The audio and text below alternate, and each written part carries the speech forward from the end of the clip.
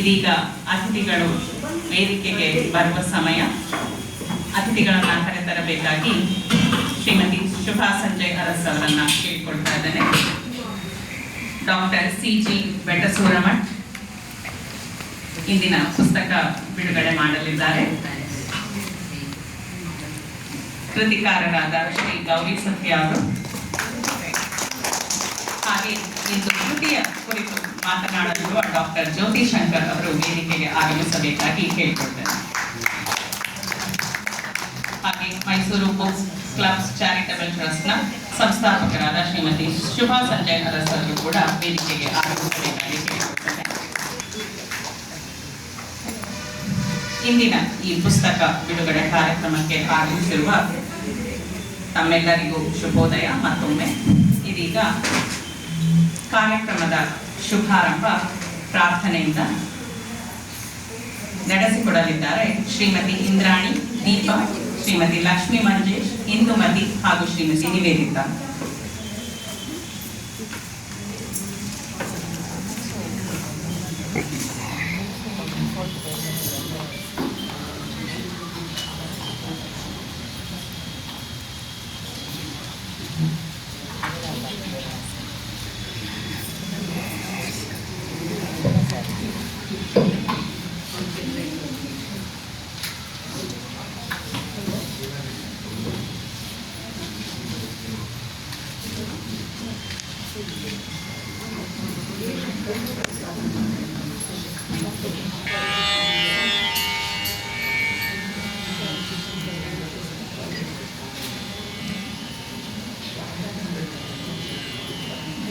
मुखने सिद्धिदायकने वंदिते शरणो त्रिजगवंदितनाद देव देवने शरणो त्रिजगवंदितनाद देव देवने शरणो सुजनरिगे विघ्नवनो गजमुखने सिद्धिदायकने वंदिते शरणो मंदमतियनु BDC चंद ज्ञानवनीतो इंदिरेशನ ಪಾದ ಹೊಂದಿ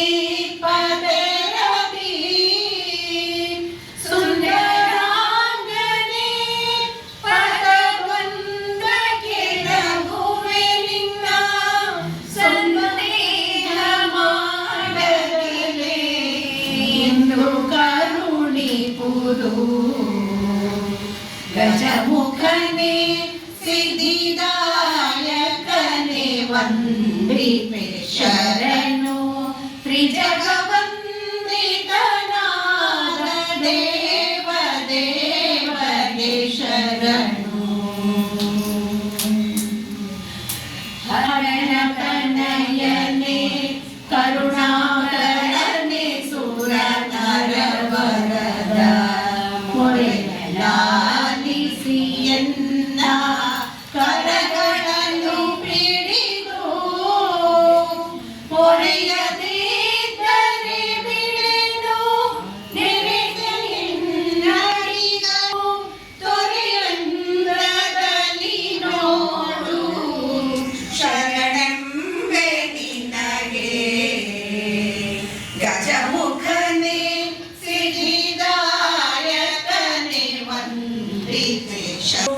त्रिजगवंदितनाद देव देवगे शरणो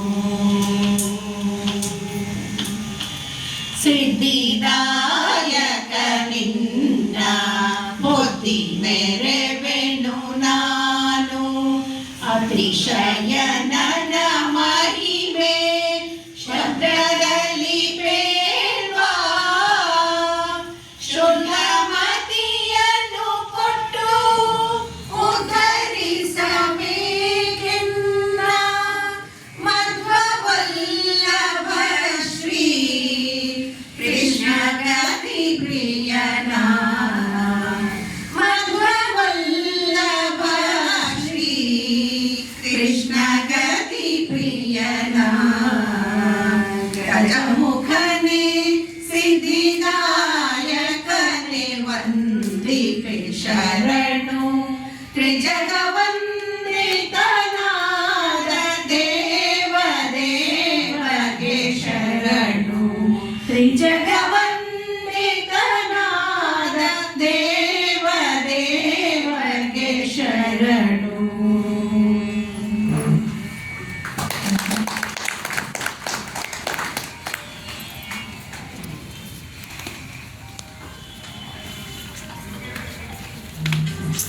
ವಿಘ್ನಹರನನ್ನು ಪ್ರಾರ್ಥಿಸುವ ಮೂಲಕ ಕಾರ್ಯಕ್ರಮಕ್ಕೆ ಶುಭಾರಂಭವನ್ನು ಮಾಡಿಕೊಟ್ಟ ಶ್ರೀಮತಿ ದೀಪಾ ಇಂದ್ರಾಣಿ ಇಂದುಮತಿ ಹಾಗೂ ಲಕ್ಷ್ಮೀ ಮಂಜೇಶ್ ಅವರಿಗೆ ಧನ್ಯವಾದಗಳು. ಇದೀಗ ದೀಪ ಬೆಳಗಿಸುವುದರ ಮೂಲಕ ಕಾರ್ಯಕ್ರಮವನ್ನು ಉದ್ಘಾಟನೆ ಮಾಡಬೇಕಾಗಿ ವೇದಿಕೆಯ ಮೇಲಿರುವ ಗಣ್ಯರೆಲ್ಲರನ್ನ ಕೇಳಿಕೊಳ್ತೇನೆ. ಹಾಗೆ ಇಂದು ಕಾರ್ಯಕ್ರಮದಲ್ಲಿ ಉಪಸ್ಥಿತರಿರುವ ಶ್ರೀ ಜಯಚಾಮರಾಜೇಂದ್ರ ಒಡೆಯರ್ ಅವರ ಮೊಮ್ಮಗಳಾದ ಶ್ರೀಮತಿ ದೀಪಮಾಲಿನಿ ಅವರು ವೇದಿಕೆ ಮೇಲೆ ಬರಬೇಕಾಗಿ ಕೇಳಿಕೊಳ್ತೇನೆ.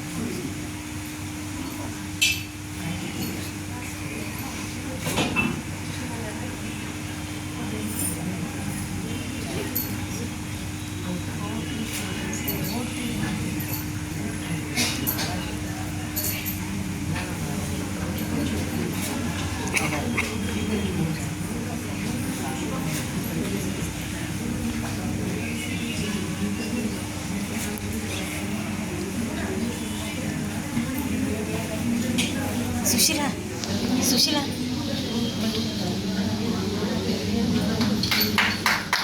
ಕಾರ್ಯಕ್ರಮವನ್ನು ಉದ್ಘಾಟಿಸಿದ ಎಲ್ಲ ಗಣ್ಯರಿಗೂ ವಂದನೆಗಳು. ಇದೀಗ ಇಂದಿನ ಈ ಪುಸ್ತಕ ಬಿಡುಗಡೆಯ ಕಾರ್ಯಕ್ರಮಕ್ಕೆ ಆಗಮಿಸಿರುವ ತಮ್ಮೆಲ್ಲರನ್ನ ಆತ್ಮೀಯವಾಗಿ ಸ್ವಾಗತಿಸಲಿದ್ದಾರೆ ಶ್ರೀಮತಿ ಶುಭಾ ಸಂಜಯ್ ಅರಸ್ ಅವರು.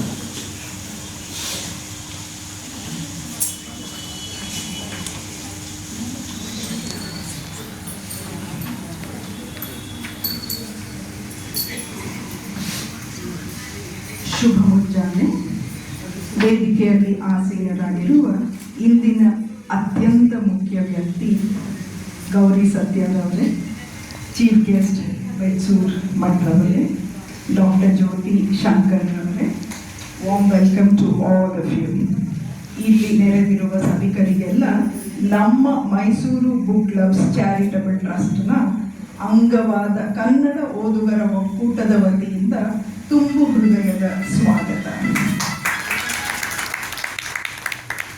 ನನ್ನ ಊರು ನಮ್ಮ ಹೆಮ್ಮೆ ಎಂಬಂತೆ 2010ರಲ್ಲಿ ಮೊದಲನೆಯ ಬುಕ್ ಕ್ಲಬ್ ಅನ್ನು ಪ್ರಾರಂಭದ ನಂತರ ಓದುಗರ ಒಕ್ಕೂಟಗಳು ಬುಕ್ ಕ್ಲಬ್ಗಳನ್ನು ಮಕ್ಕಳಿಗಾಗಿ, ಕಾಲೇಜ್ ವಿದ್ಯಾರ್ಥಿಗಳಿಗೆ, ಮಹಿಳೆಯರಿಗೆ ಸತತವಾಗಿ 15 ವರ್ಷಗಳಿಂದ ನಡೆಸುತ್ತಾ ಬಂದಿದ್ದೇವೆ. ನಮ್ಮ ಓದು, ವಿಮರ್ಶೆ, ರಸಪ್ರಶ್ನೆ ಇವುಗಳು ಸತತವಾಗಿ ನಡೆದು ಬರುತ್ತಿದೆ. ಇಂದಿನ ಮಕ್ಕಳೇ ಮುಂದಿನ ಪ್ರಜೆಗಳು.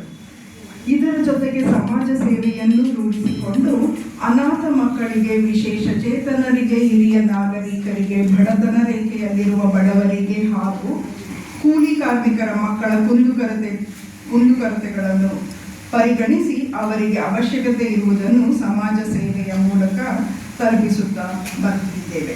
2017 ಜೂನ್ 4ರಂದು ಮೊಟ್ಟ ಮೊದಲ ಮೈಸೂರು ಸಾಹಿತ್ಯ ಸಂಭ್ರಮ ಹಾಗೂ ಮೈಸೂರು ಲಿಟ್ರೇಚರ್ ಫೆಸ್ಟಿವಲ್ ಇವುಗಳನ್ನು ಕನ್ನಡ ಹಬ್ಬದಂತೆ ನಡೆಸಿ ನಮ್ಮ ರಾಜ್ಯದಿಂದ ಮಾತ್ರವಲ್ಲದೆ ದೇಶ ವಿದೇಶಗಳಿಂದಲೂ ಸಾಹಿತಿಗಳನ್ನು ಮೈಸೂರಿಗೆ ಆಹ್ವಾನಿಸಿ ನಮ್ಮ ಮೈಸೂರು ಸಾಹಿತಿಗಳ ಹೆಸರು ಪ್ರಪಂಚದಾದ್ಯಂತ ಪ್ರಚಲಿತವಾಗುವಂತೆ ಮಾಡಿದ ಹೆಗ್ಗಳಿಕೆ ನಮಗೆ. ವರ್ಲ್ಡ್ ಟು ಮೈಸೂರು ಅಂದರೆ ಪ್ರಪಂಚವನ್ನೇ ಮೈಸೂರಿಗೆ ಕರೆದು ಕನ್ನಡ ಸಾಹಿತ್ಯವನ್ನು ತಿಳಿಸಿಕೊಡುವ ಒಂದು ಪ್ರಯತ್ನವು ಸತತವಾಗಿ ನಮ್ಮಿಂದ ನಡೆಯುತ್ತಿದೆ. ಬುಕ್ ಕ್ಲಬ್ಗಳನ್ನು ವಿಶೇಷ ಚೇತನರಿಗಾಗಿ ವೃದ್ಧಾಶ್ರಮಗಳಲ್ಲಿ, ಸರ್ಕಾರಿ ಹಿರಿಯ ಪ್ರಾಥಮಿಕ ಶಾಲೆಗಳಲ್ಲಿ ಅಲ್ಲಿಯ ಪರಿಸರಕ್ಕೆ ಹೊಂದುವಂಥ ಓದುವ ಕ್ರಮಗಳನ್ನು ನಡೆಸುತ್ತಿದ್ದೇವೆ. ಕನ್ನಡ ರಾಜ್ಯೋತ್ಸವದ ಆಚರಣೆ ಸತತವಾಗಿ ನಡೆಸುತ್ತಾ ಮೈಸೂರು ಹಾಗೂ ಸುತ್ತಮುತ್ತಲಿನ ಊರುಗಳ ಮಹಿಳೆಯರಿಗೆ ರಸಪ್ರಶ್ನೆ ಕಾರ್ಯಕ್ರಮವನ್ನು ಪ್ರತಿ ವರ್ಷ ಮಾರ್ಚ್ ತಿಂಗಳಲ್ಲಿ ನಡೆಸುತ್ತಿದ್ದೇವೆ. ನಮ್ಮ ಕನ್ನಡ ಭಾಷೆ ನಮ್ಮೆಲ್ಲರ ಹೆಮ್ಮೆ. ಇದರ ಒಳಿತಿಗಾಗಿ ನಾವೆಲ್ಲ ಸದಾಕಾಲ ದುಡಿಯುತ್ತಿದ್ದೇವೆ.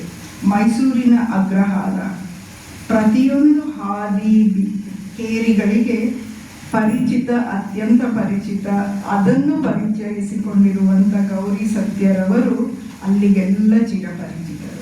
ಹಾಗಾಗಿ ಮೈಸೂರು ನಗರವನ್ನು ಕಟ್ಟಿ ಬೆಳೆಸಿದವರ ಬಗ್ಗೆ ಒಂದು ಸಮಗ್ರ ಪುಸ್ತಕವನ್ನು ಬರೆಯಲು ಅವರೇ ಸಮರ್ಥರು.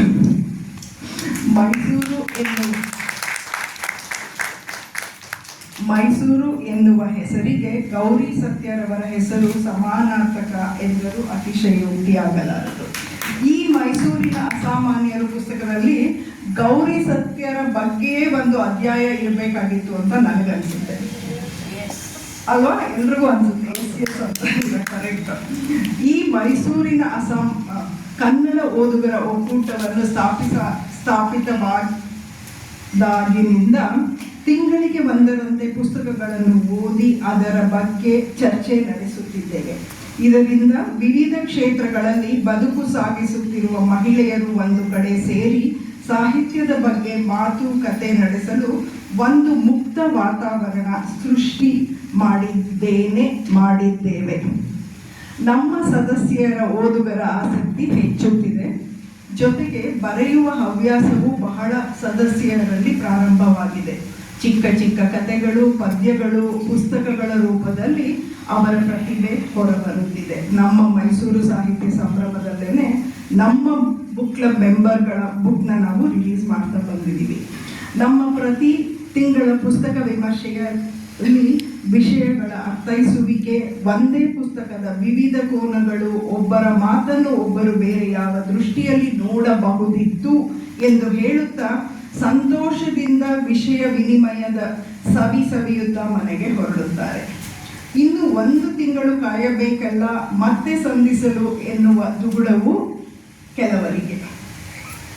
ಎಲ್ಲರನ್ನೂ ಇನ್ನೊಮ್ಮೆ ಸ್ವಾಗತಿಸುತ್ತಾ ಗೌರಿ ಸತ್ಯರಂತ ಹಿರಿಯರು ನಮ್ಮ ಕನ್ನಡ ಓದುಗರ ಒಕ್ಕೂಟಕ್ಕೆ ಮೈಸೂರಿನ ಅಸಾಮಾನ್ಯರು ಪುಸ್ತಕ ಬಿಡುಗಡೆ ಮಾಡಲಿಕ್ಕೆ ಅವಕಾಶ ಕೊಟ್ಟಿದ್ದಕ್ಕೆ ಅವರಿಗೆ ಹೃತ್ಪೂರ್ವಕ ವಂದನೆಗಳನ್ನ ಸಲ್ಲಿಸ್ತಾ ಇದ್ದೀನಿ. ಇಲ್ಲಿ ನೆರೆದಿರುವವರೆಲ್ಲರಿಗೂ ಇನ್ನೊಮ್ಮೆ ಸ್ವಾಗತ.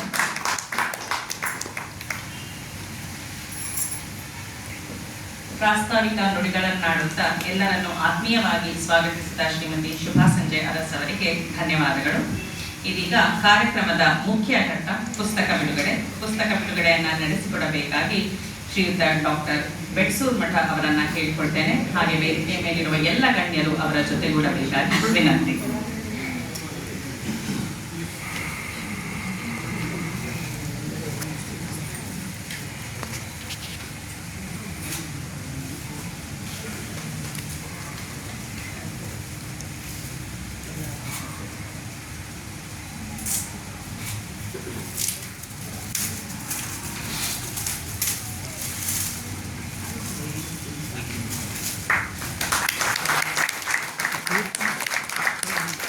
ಮೈಸೂರಿನ ಅಸಾಮಾನ್ಯರು ಮೈಸೂರು ಮಿತ್ರ ಪತ್ರಿಕೆಯಲ್ಲಿ ಅಂಕಣವಾಗಿ ಬಂದ ಈ ಒಂದು ಅಂಕಣಗಳ ಸಂಗ್ರಹ ಇದೀಗ ಲೋಕಾರ್ಪಣೆಗೊಂಡಿದೆ. ಡಾಕ್ಟರ್ ಸಿ.ಜಿ. ಬೆಟಸೂರ ಮಠ ಅವರು ಇದೀಗ ಪುಸ್ತಕವನ್ನ ಬಿಡುಗಡೆಗೊಳಿಸ್ತಾ ಇದ್ದಾರೆ.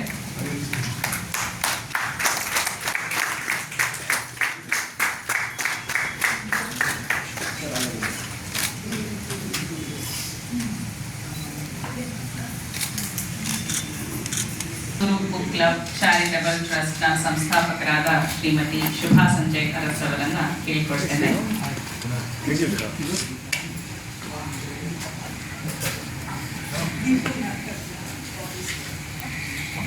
ಹಾಗೆ ನಮ್ಮ ಕನ್ನಡ ಓದುಗರ ಒಕ್ಕೂಟದ ವತಿಯಿಂದ ಶ್ರೀಮತಿ ದೀಪಾ ಪ್ರಶಾಂತ್ ಅವರು, ಶ್ರೀಮತಿ ದೀಪಮಾಲಿನಿ ಅವರ ಪುಸ್ತಕವನ್ನು ಸ್ವೀಕರಿಸಬೇಕಾಗಿ ಕೇಳ್ಕೊಳ್ತೇನೆ.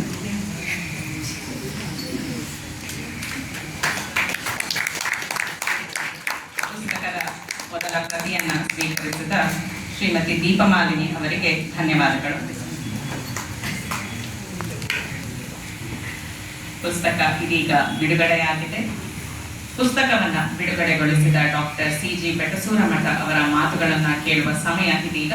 ಅವರ ಕಿರು ಪರಿಚಯವನ್ನು ಮಾಡಿಕೊಡಲಿದ್ದಾರೆ ಶ್ರೀಮತಿ ಕಲ್ಪನಾ ಚಂದ್ರಶೇಖರ್.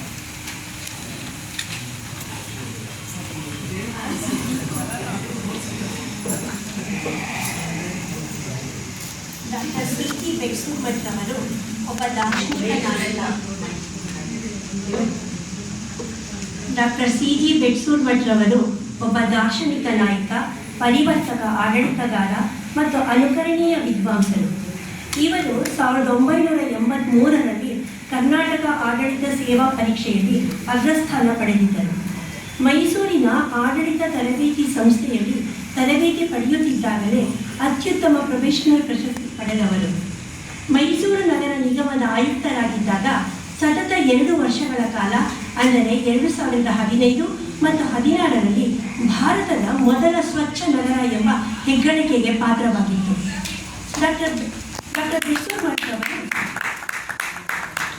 ಡಾಕ್ಟರ್ ಬೆಟಸೂರಮಠ ಅವರು ಆರ್.ಕೆ. ನಾರಾಯಣ್ ಹೆರಿಟೇಜ್ ಹೌಸ್ ಸಂರಕ್ಷಣೆ ಮತ್ತು ಅಭಿವೃದ್ಧಿಯ ಹಿಂದಿನ ಪ್ರಮುಖ ವ್ಯಕ್ತಿಯಾಗಿದ್ದು, ಪ್ರಸಿದ್ಧ ಲೇಖಕರ ನಿವಾಸವನ್ನು ಮೈಸೂರಿನ ಶ್ರೀಮಂತ ಸಾಹಿತ್ಯ ಪರಂಪರೆಯನ್ನು ಸಾಕಾರಗೊಳಿಸುವ ವಿಶಿಷ್ಟ ಸಾಂಸ್ಕೃತಿಕ ಹೆಗ್ಗುರುತು ಮತ್ತು ಪ್ರವಾಸಿ ತಾಣವಾಗಿ ಪರಿವರ್ತಿಸಿದ್ದಾರೆ.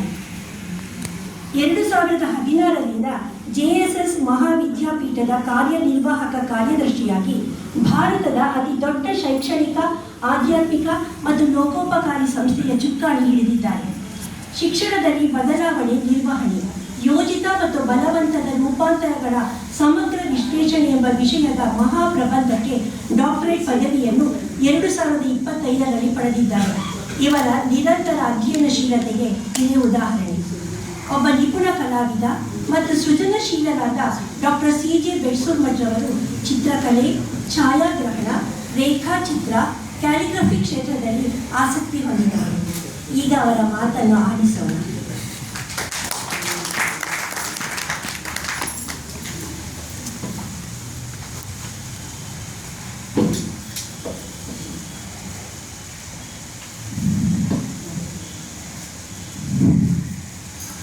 ಎಲ್ಲರಿಗೂ ನಮಸ್ಕಾರ.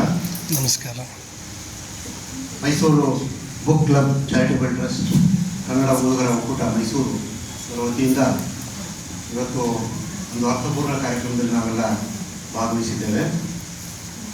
ಗೌರಿ ಸತ್ಯ ಅವರ ಹಿರಿಯ ಪತ್ರಕರ್ತರು ಮತ್ತು ಲೇಖಕರಾದ ಗೌರಿ ಸತ್ಯ ಅವರ ಮೈಸೂರಿನ ಅಸಾಮಾನ್ಯರು ಕೃತಿ ಲೋಕಾರ್ಪಣೆ ಕಾರ್ಯಕ್ರಮ.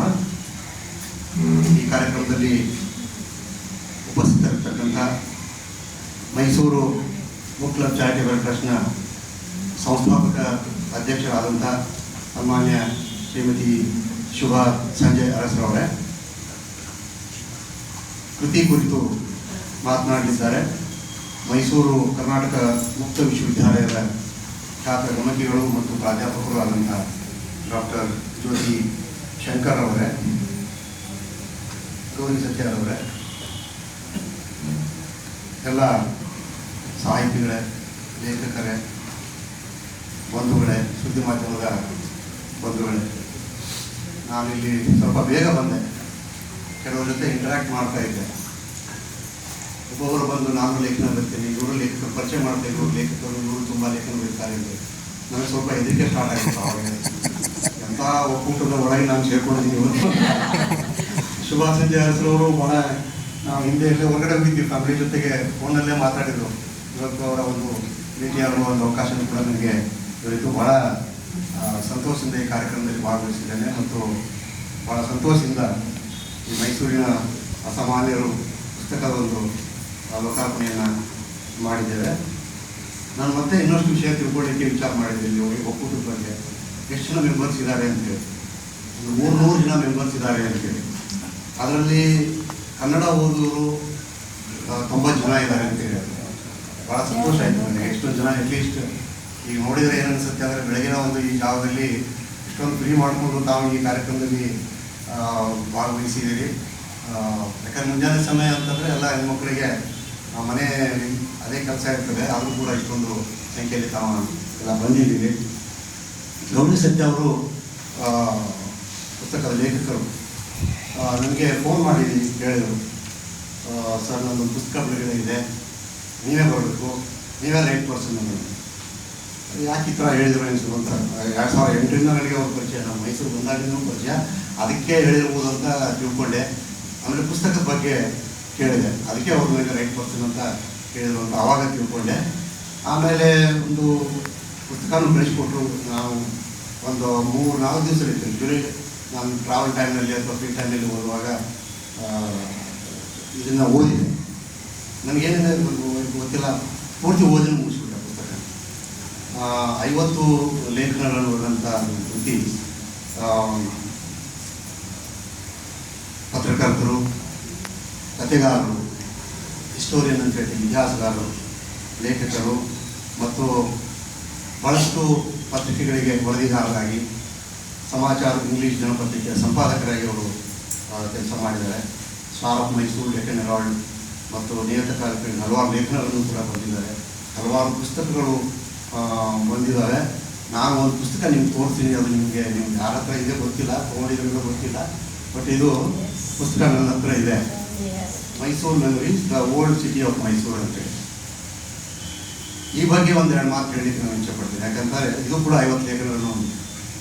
ಇದು ಕೂಡ ನಮ್ಮ ಮೈಸೂರಿನ ಇತಿಹಾಸವನ್ನು ಬೇರೆ ಬೇರೆ ರೂಪದಲ್ಲಿ ತೋರಿಸುವಂತಹ ಒಂದು ಪ್ರಯತ್ನವನ್ನು ಗೌರಿ ಸತ್ಯ ಅವರು ಮಾಡಿದ್ದಾರೆ.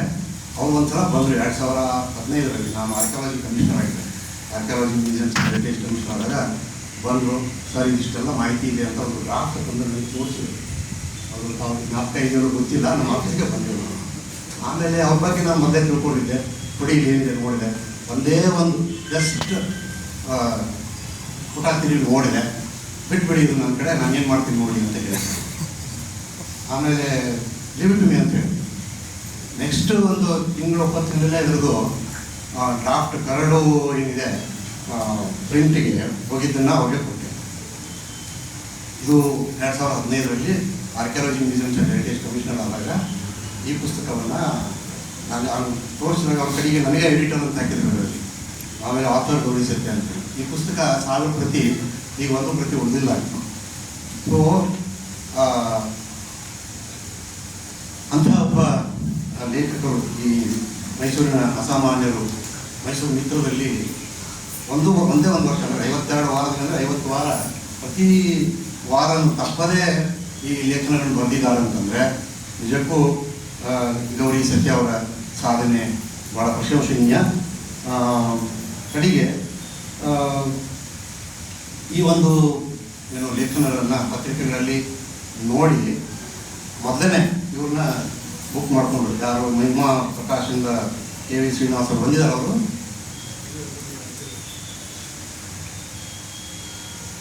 ಈ ಲೇಖನಗಳು ಪ್ರಕಟಣೆ ಆಗುತ್ತಿದ್ದಾಗಲೇ ಅವ್ರಿಗೆ ಅನುಮತಿ ಕೊಡಿ, ನಮ್ಮ ಪುಸ್ತಕದಲ್ಲಿ ನಾವು ತರ್ತೇವೆ, ಇದನ್ನು ನಮಗೆ ಕೊಡಿ ಅಂತ ಅವರು ಕೇಳಿದ್ದಾರೆ. ಒಂದು ಹೆಮ್ಮೆಯ ವಿಷಯ. ಅವರಿಗೂ ಕೂಡ ನಾನು ಈ ಸಂದರ್ಭದಲ್ಲಿ ಅಭಿನಂದನೆಗಳನ್ನು ಹೇಳ್ತಾ, ಗೌರಿ ಸತ್ಯ ಅವರಿಗೆ ಅಭಿನಂದನೆಗಳನ್ನು ಹೇಳ್ತೇನೆ ಮತ್ತು ಒಕ್ಕೂಟದ ಎಲ್ಲ ಅಧ್ಯಕ್ಷರಿಗೆ ಮತ್ತು ಸದಸ್ಯರಿಗೆ ಈ ಕಾರ್ಯಕ್ರಮ ಆಯೋಜಿಸಕ್ಕೆ ಅಭಿನಂದನೆಗಳನ್ನು ತಿಳಿಸ್ತಾ, ನಮಗೆಲ್ಲ ಗೊತ್ತಿದೆ ಮೈಸೂರು ಮಹಾರಾಜರ ಅವಧಿಯಲ್ಲಿ ಮೈಸೂರು ಸಂಸ್ಥಾನಕ್ಕೆ, ಮೈಸೂರು ಅಭಿವೃದ್ಧಿ ಆಗಲಿಕ್ಕೆ ಹಲವಾರು ದಿವಾನರುಗಳು ಇಲ್ಲಿ ಕೆಲಸ ಮಾಡಿದ್ದಾರೆ. ಆದರೆ ನಮಗೆ ನೆನಪಿದ್ದಿದ್ದು ದಿವಾನರುಗಳಲ್ಲೇ ಒಂದು 23 ಜನ ಅಷ್ಟೇ.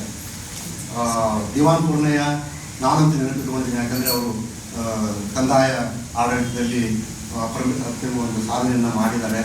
ಆಮೇಲೆ ಅವರ ಒಂದು ದಿವಾನ್ ಪೂರ್ಣಯ್ಯರವರ ಮ್ಯೂಸಿಯಂ ಕೂಡ ನಾನು ನಮ್ಮ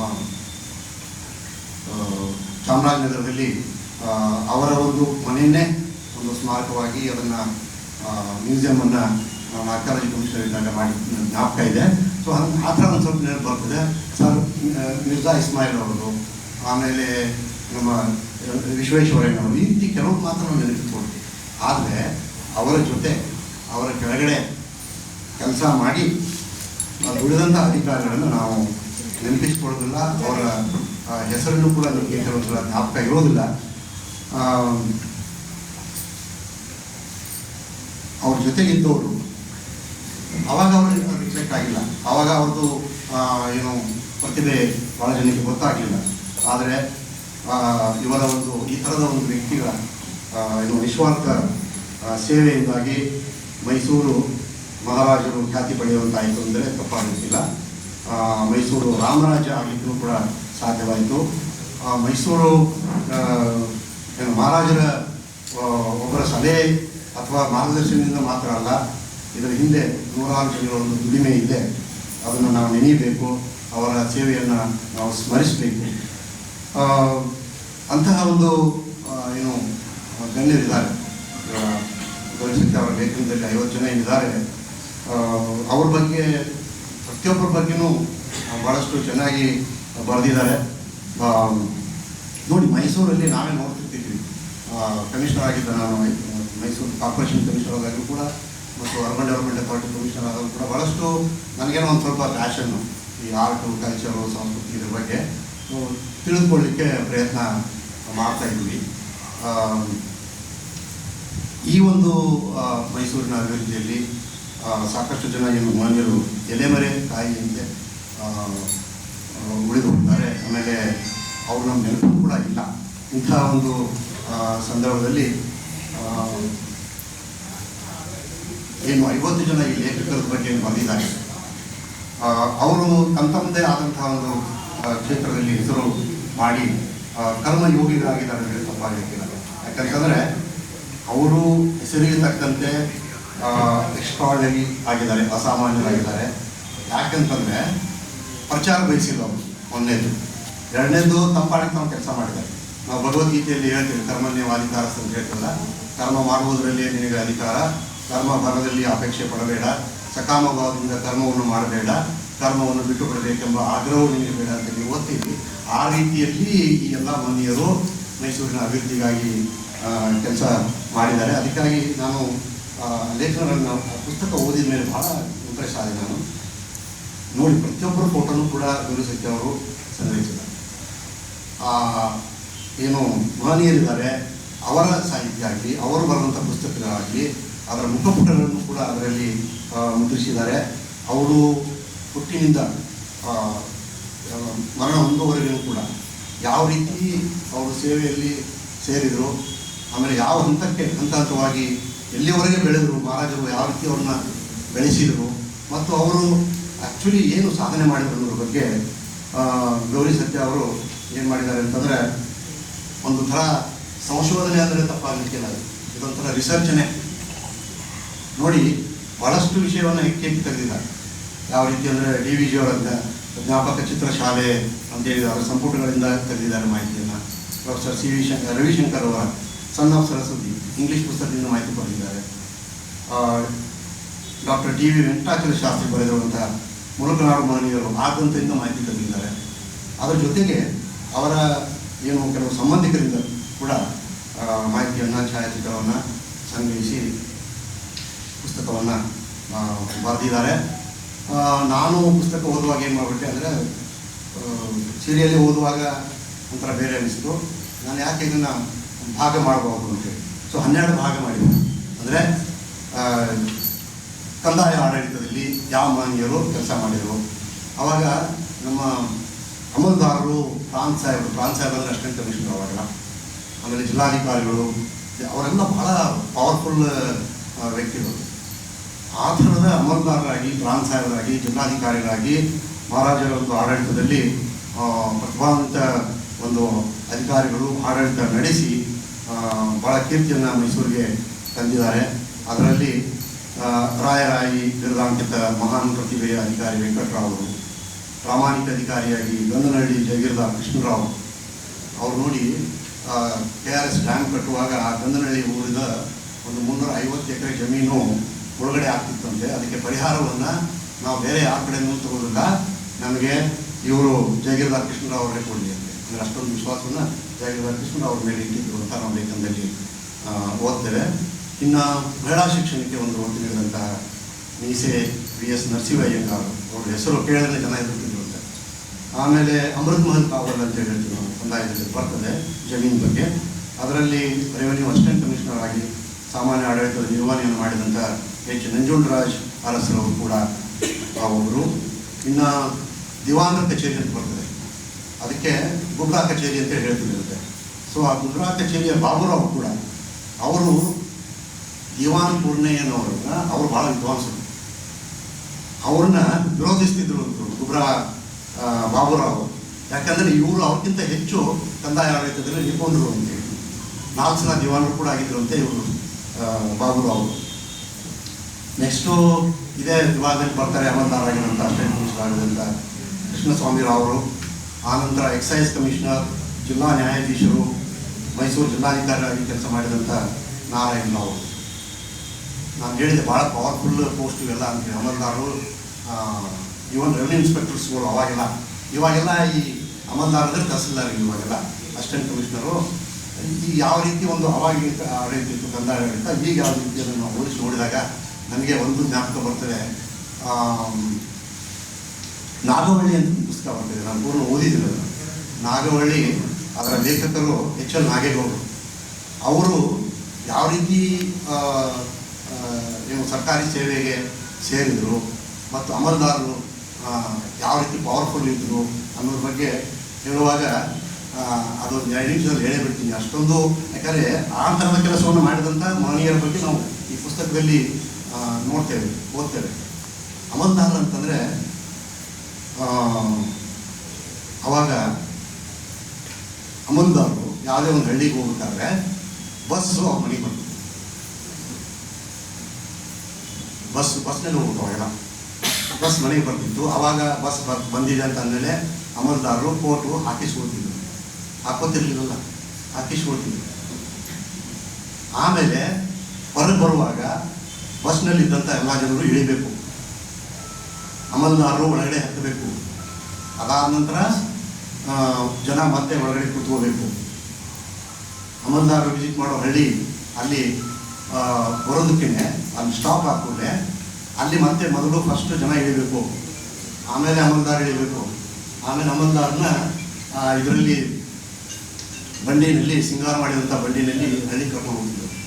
ನೋಡಿ ಎಷ್ಟು ಪವರ್ಫುಲ್ ಇರ್ತದೆ ಅಮಲ್ದಾರ್. ಈಗಿನವ್ರ ಅಮಲ್ದಾರಿಗೆ ಆ ರೀತಿ ಮಾಡಂತೀವಿ. ಆಮೇಲೆ ಅವಾಗ ಅಮಲ್ದಾರ್ ಜೊತೆಗೆ ಅಮಲ್ದಾರ್ ರಾಣಿ, ಅಮಲ್ದಾರ್ ಹೆಂಡತಿ, ಅವರು ಕೂಡ ಭಾಳ ಪವರ್ಫುಲ್ ಇರ್ತಿದ್ರಂತೆ. ಜೊತೆಗೆ ಇನ್ಸ್ಪೆಕ್ಟರ್ ಮತ್ತು ಇನ್ಸ್ಪೆಕ್ಟರ್ ರಾಣಿ ಅವ್ರ ಸ್ನೇಹಿತರು. ಸಿನಿಮಾಕ್ಕೆ ಹೋಗ್ಬೇಕಾದಾಗ ಅಲ್ಲಿ ಈ ಥರ ಥಿಯೇಟರ್ಗಳೆಲ್ಲ ಅವಾಗಿರಲಿಲ್ಲ. ಅವಾಗಿರುವಂಥ ಟೆಂಟ್ ಥಿಯೇಟರ್ಗಳೆಲ್ಲ ಅಮಲ್ದಾರ್ ರಾಣಿಯವರು, ಇನ್ಸ್ಪೆಕ್ಟರ್ ರಾಣಿಯವರು ಥಿಯೇಟರ್ ಸಿನಿಮಾ ನೋಡೋಕೆ ಬರ್ತಾರೆ ಅಂತಂದಮೇಲೆ ಅಲ್ಲಿ ಅವರಿಗೆ ಹಿಂದಿನ ಸೀಟು ರಿಸರ್ವು. ಆಮೇಲೆ ಇವರು ಕರೆಕ್ಟ್ ಟೈಮ್ಗೆ ಹೋಗಲ್ಲ, ಪಿಕ್ಚರ್ ಟೈಮ್ ಆಗೋಕ್ಕಿಂತ ಮೊದಲು ಹೋಗಲ್ಲ, ಇದಕ್ಕೆ ಹೋಗಲ್ಲ. ಅವಾಗ ಅವರು ಹೋಗೋದ ಒಂದು ಅರ್ಧ ಪಿಕ್ಚರ್ ಮುಗಿದಿರ್ತದೆ, ಆ ಟೈಮ್ನಲ್ಲಿ ಹೋಗ್ತಿದ್ರು. ಆಮೇಲೆ ಅವರು ಹಿಂಗೆ ಬಂದು ಕುಂತ ಮೇಲೆ ಪಿಕ್ಚರ್ ರೀಸ್ಟಾರ್ಟ್ ಚೆನ್ನಾಗಿ ರೋಗಿಸ್ತಿರ್ಲಿಲ್ಲಂತೆ. ಯಾಕೆಂದ್ರೆ ಅರ್ಧ ಮೂವಿನ ನಾನು ಇನ್ನೊಂದ್ಸಲ 2ನೇ ಸಲ ನೋಡ್ತಾ ಇದ್ದೀನಿ. ಸೊ ಇದು ಅಮಲ್ದಾರ್ ಮತ್ತು ಜಿಲ್ಲಾಧಿಕಾರಿಗಳ ಒಂದು ಇದು. ಸೊ ಅಂಥ ಪೋಸ್ಟ್ಗಳಲ್ಲಿ ಇದ್ದಂಥ ವ್ಯಕ್ತಿಗಳು. ಇನ್ನು ಇಂಜಿನಿಯರಿಂಗ್ ವಿಭಾಗದಲ್ಲಿ ಭಾಳಷ್ಟು ಜನ ಕೆಲಸ ಮಾಡಿದ್ದಾರೆ. ಎಕ್ಸಿಕ್ಯೂಟಿವ್ ಇಂಜಿನಿಯರ್ ಆಗಿ ಮಾಡಿದ್ದಾರೆ. ಅರಮನೆಯ ಒಂದು ಕಲ್ಯಾಣ ಮಂಟಪದ ಒಂದು ಪ್ರಸ್ತಾಪ ಬಂದಾಗ ಇರ್ವಿನ್ ಬಗ್ಗೆ ನಾವು ಕೇಳ್ತೀವಿ, ಅವರೆಲ್ಲ ಡಿಸೈನ್ ಮಾಡಿಕೊಟ್ರು ಅಂತೇಳಿ. ಆದರೆ ನಂತರದ ಕೆಲವು ಬದಲಾವಣೆಗಳನ್ನು ನಮ್ಮ PP ರಾಘವರು ನಾಯ್ಡುರವರು ಮಾಡಿಕೊಟ್ಟು ಅರಮನೆ ಅಷ್ಟೊಂದು ಸುಂದರವಾಗಿ ಕೊಡಲಿಕ್ಕೆ ಕೂಡ ಅವರು ಕಾರಣಗಳು ಅಂತ ಹೇಳ್ತೇವೆ. ಆಮೇಲೆ PWDನಲ್ಲಿ ಏಕೈಕವಾಗಿ ಚೀಫ್ ಇಂಜಿನಿಯರ್ ಆಗಿ ಕೆಲಸ ಮಾಡಿದಂಥ ನಾಡೀಗ ನೀಲಕಂಠಪ್ಪನವರು, ಅವರು NIE ಸ್ಥಾಪನೆ ಮಾಡಿದವರಲ್ಲಿ ಪ್ರಮುಖರು. ಮತ್ತು ಅರಮನೆ ಲಲಿತಾದ್ರಿ ಮತ್ತು ಲಲಿತಾದ್ರಿ ಅರಮನೆಯ ವಾಸ್ತುಶಿಲ್ಪದ ಕೆಲಸವನ್ನು ಬೃಂದಾವನದ ಅಭಿವೃದ್ಧಿಯನ್ನು ಕೂಡ ಅವ್ರು ಮಾಡಿದ್ದಾರೆ ಅಂತ ಹೇಳಿ ನಾನು ತಿಳ್ಕೊಳ್ತೀನಿ. ಅದ್ರ ಜೊತೆಗೆ KRS ಡ್ಯಾಮ್ ಹತ್ರ ಒಂದು ಬೋರ್ಡ್ ಇದೆ. ಆ ಬೋರ್ಡಲ್ಲಿ ಚೀಫ್ ಇಂಜಿನಿಯರ್ ಹೆಸರಿನಲ್ಲಿ ರಾಜಭಾಷಾ ಭೂಷಣ ತರ್ಪೋ ಶ್ರೀನಿವಾಸರಾವ್ ಅಂತ ಅವ್ರ ಹೆಸರು ಈಗಲೂ ಇದೆ. ಸೊ ಇಂತಹ ಒಂದು ಮಾನೀಯರು ಇಂಜಿನಿಯರಿಂಗ್ ಇದರಲ್ಲಿ ಕೆಲಸ ಮಾಡ್ತಾರೆ. ಇನ್ನು ಆವಾಗ ಸಿಡುಬು, ಪ್ಲೇಗು ಮತ್ತು ಕಾಲ್ರಾ ಈ ಥರದ ಒಂದು ಏನು ರೋಗಗಳು ಇರ್ತಿತ್ತು. ಅಂಥ ಒಂದು ಪಿಡುಗನ್ನು ಬಹಳ ಸಮರ್ಥವಾಗಿ ನಿಭಾಯಿಸಿದಂತಹ ವೈದ್ಯರು ಕೂಡ ನಾವು ಅವರ ಬಗ್ಗೆ ಈ ಪುಸ್ತಕದಲ್ಲಿ ಕಾಣ್ತೇವೆ.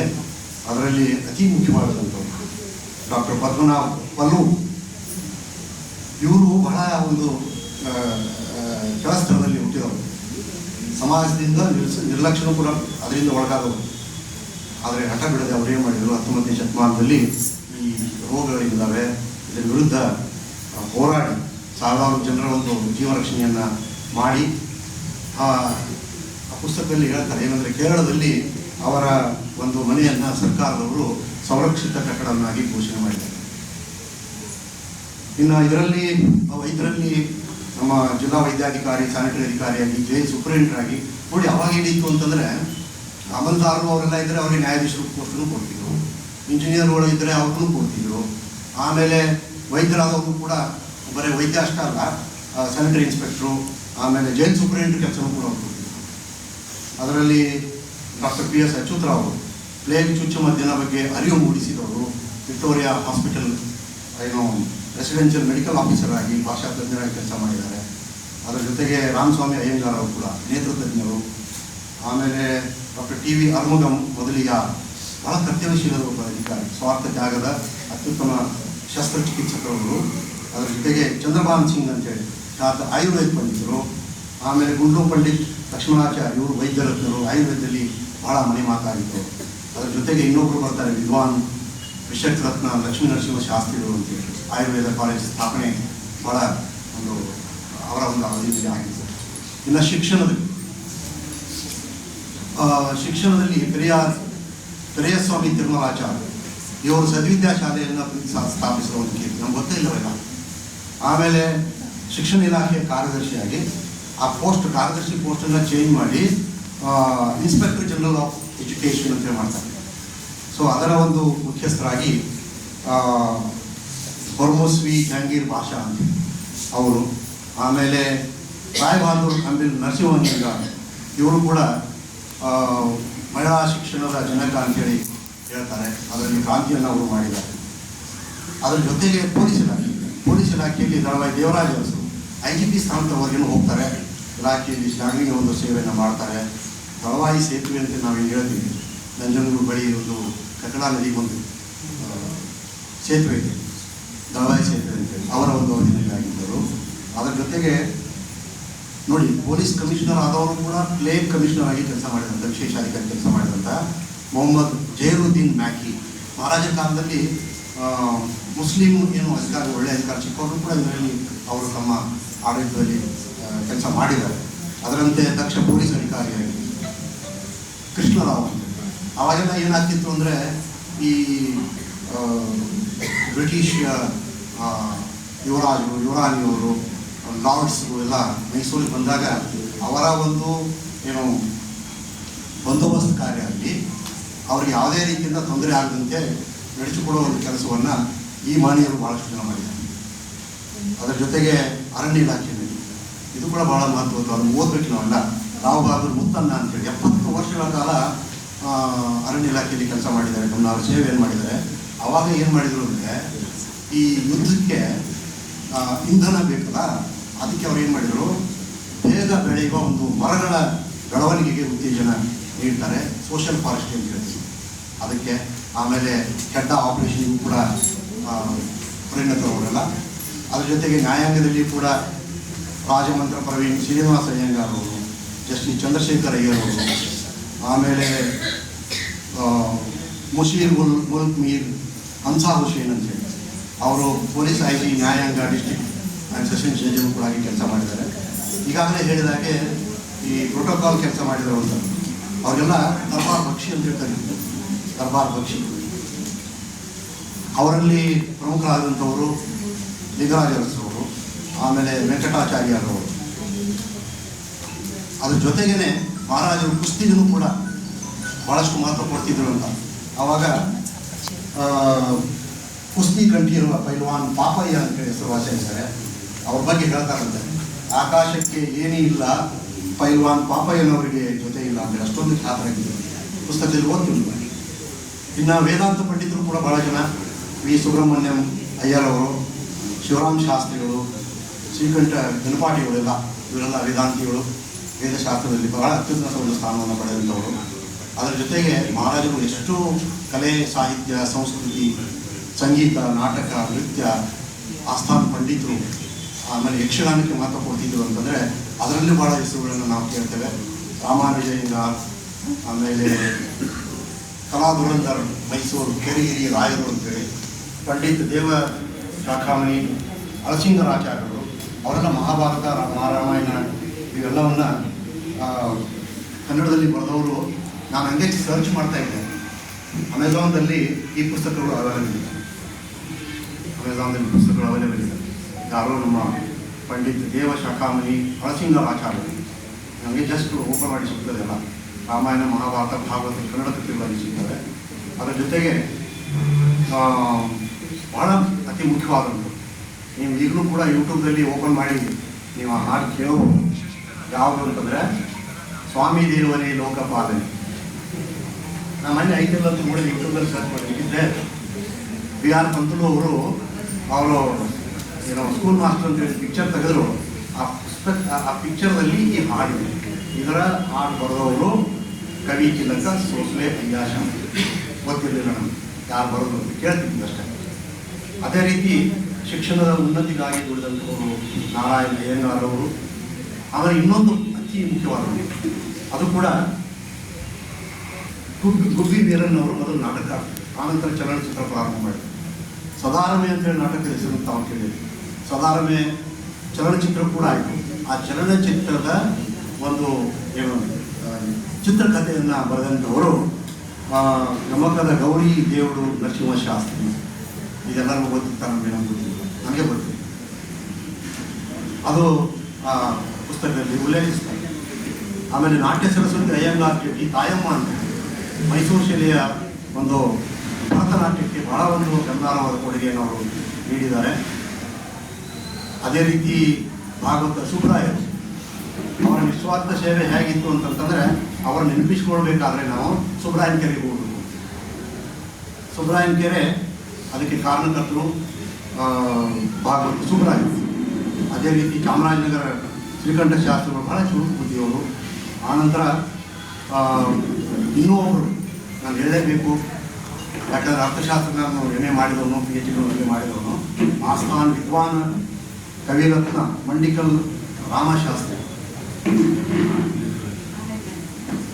ರಾಮಶಾಸ್ತ್ರಿಗಳು ಯಾರು ಅಂತಂದರೆ, ನೀವು ಈ ಓರಿಯೆಂಟಲ್ ರಿಸರ್ಚ್ ಇನ್ಸ್ಟಿಟ್ಯೂಟ್ ಅಂತಿದೆ, ಅಲ್ಲಿ ಹೋಗಿ ಕೌಟಿಲ್ಯನ ಅರ್ಥಶಾಸ್ತ್ರ ತಾಳಗೇರದಲ್ಲಿ ಬರೆದಂಥ ತಾಳಗೇರಿ ನಿಮ್ಗೆ ಇದು ಸಿಗ್ತದೆ, ನೋಡ್ಬೋದು. ನೀವು ಬೇರೆ ಬೇರೆ ಕಡೆಯಿಂದ ಬರ್ತಾರೆ, ಜಗತ್ತಿನಾದ್ಯಂತ ಬರ್ತಾರೆ ಅದನ್ನು ನೋಡಲಿಕ್ಕೆ. ಅಲ್ಲಿ ಶ್ಯಾಮಾಶಾಸ್ತ್ರಿಗಳು ಅಂತೇಳಿ ಆ ಕೌಟಿಲ್ಯನ ಅರ್ಥಶಾಸ್ತ್ರವನ್ನು ತಾಳಗೇರಿಯಲ್ಲಿ ಬರೆದವರು. ಶ್ಯಾಮಾಶಾಸ್ತ್ರಿಗಳ ಗುರುಗಳು ರಾಮಶಾಸ್ತ್ರಿ. ಇದು ನನಗೆ ಗೊತ್ತಿಲ್ಲ. ಸೊ ಈ ರೀತಿ ಶಿಸ್ತು ಮತ್ತು ಶ್ರೇಷ್ಠ ಕವಿಯಾಗಿ, ಸಾಹಿತ್ಯದ ಪ್ರವರ್ತಕರಾಗಿ ನರಸಿಂಹಾಚಾರ್ಯರು. ನೋಡಿ, ಮತ್ತೊಂದು ಸಂತೋಷ ಏನಂತಂದರೆ, ನಾವು ಚಿಕ್ಕವರಿದ್ದಾಗ ಗೋವಿನ ಹಾಡು ಅಂತ ಒಂದು ಕೇಳ್ತೀವಿ. ಇಟ್ಟರೆ ಸಗಣಿ ಹಾಡು, ಇದು ಹಾಡ್ತಿರ್ತಾರೆ ಮಕ್ಕಳು. ಅದನ್ನು ಬರೆದವರು SG ನರಸಿಂಹಾಚಾರ್ಯ. ಅದೇ ರೀತಿ ನಮ್ಮ ಶ್ರೇಷ್ಠ ವರ್ಗದ ಕವಿಗಳು, ಅನುವಾದಕರು ಅಭಿನವ ಕಾಳಿದಾಸ ಬಸಪ್ಪ ಶಾಸ್ತ್ರಿ ಅಂತ ಹೇಳ್ತಾರೆ. ಮತ್ತು ಮಂಡ್ಯ ವರಂಗಾಚಾರ್ಯರು, ಕನ್ನಡ ರಂಗದ ಆಚಾರ್ಯರು. ಆಮೇಲೆ ಕನ್ನಡ ರಂಗಭೂಮಿಯಾಗ ಒಂದು ಮುನ್ನಡೆಗಾಗಿ ಶ್ರಮಿಸಿದಂಥ ನಾಟಕದ ನರಸಿಂಹರಾಯರವರು. ಅದೇ ರೀತಿ ಸಮಾಜ ಸೇವೆಯಲ್ಲಿ ತುಂಬೆಹೂ ರಾಮಶಾಸ್ತ್ರಿ ಅವರ ಹೆಸರು ಕೇಳ್ತೇವೆ. ರಾಜಸೇವಾ ಸಂಘ ಟಿ ನರಸಿಂಹಯ್ಯ ಅವರ ಹೆಸರನ್ನು ನಾವು ಕೇಳ್ತೇವೆ. ಸೊ ಇವಿಷ್ಟು ನನಗೆ ಕ್ಷಮಿಸಬೇಕು, ನಿಮ್ಮ ಕೃತಿ ಬಗ್ಗೆ ಮಾತಾಡೋ ನಾನೇ ಹೇಳ್ಬಿಟ್ರೆ ನನ್ನೆಲ್ಲ ಅಂತ ನಾನು ಸ್ವಲ್ಪ ಕ್ಲಿನ್ಸಿಸ್ಕೊಟ್ಟೆ ಅಷ್ಟೇ.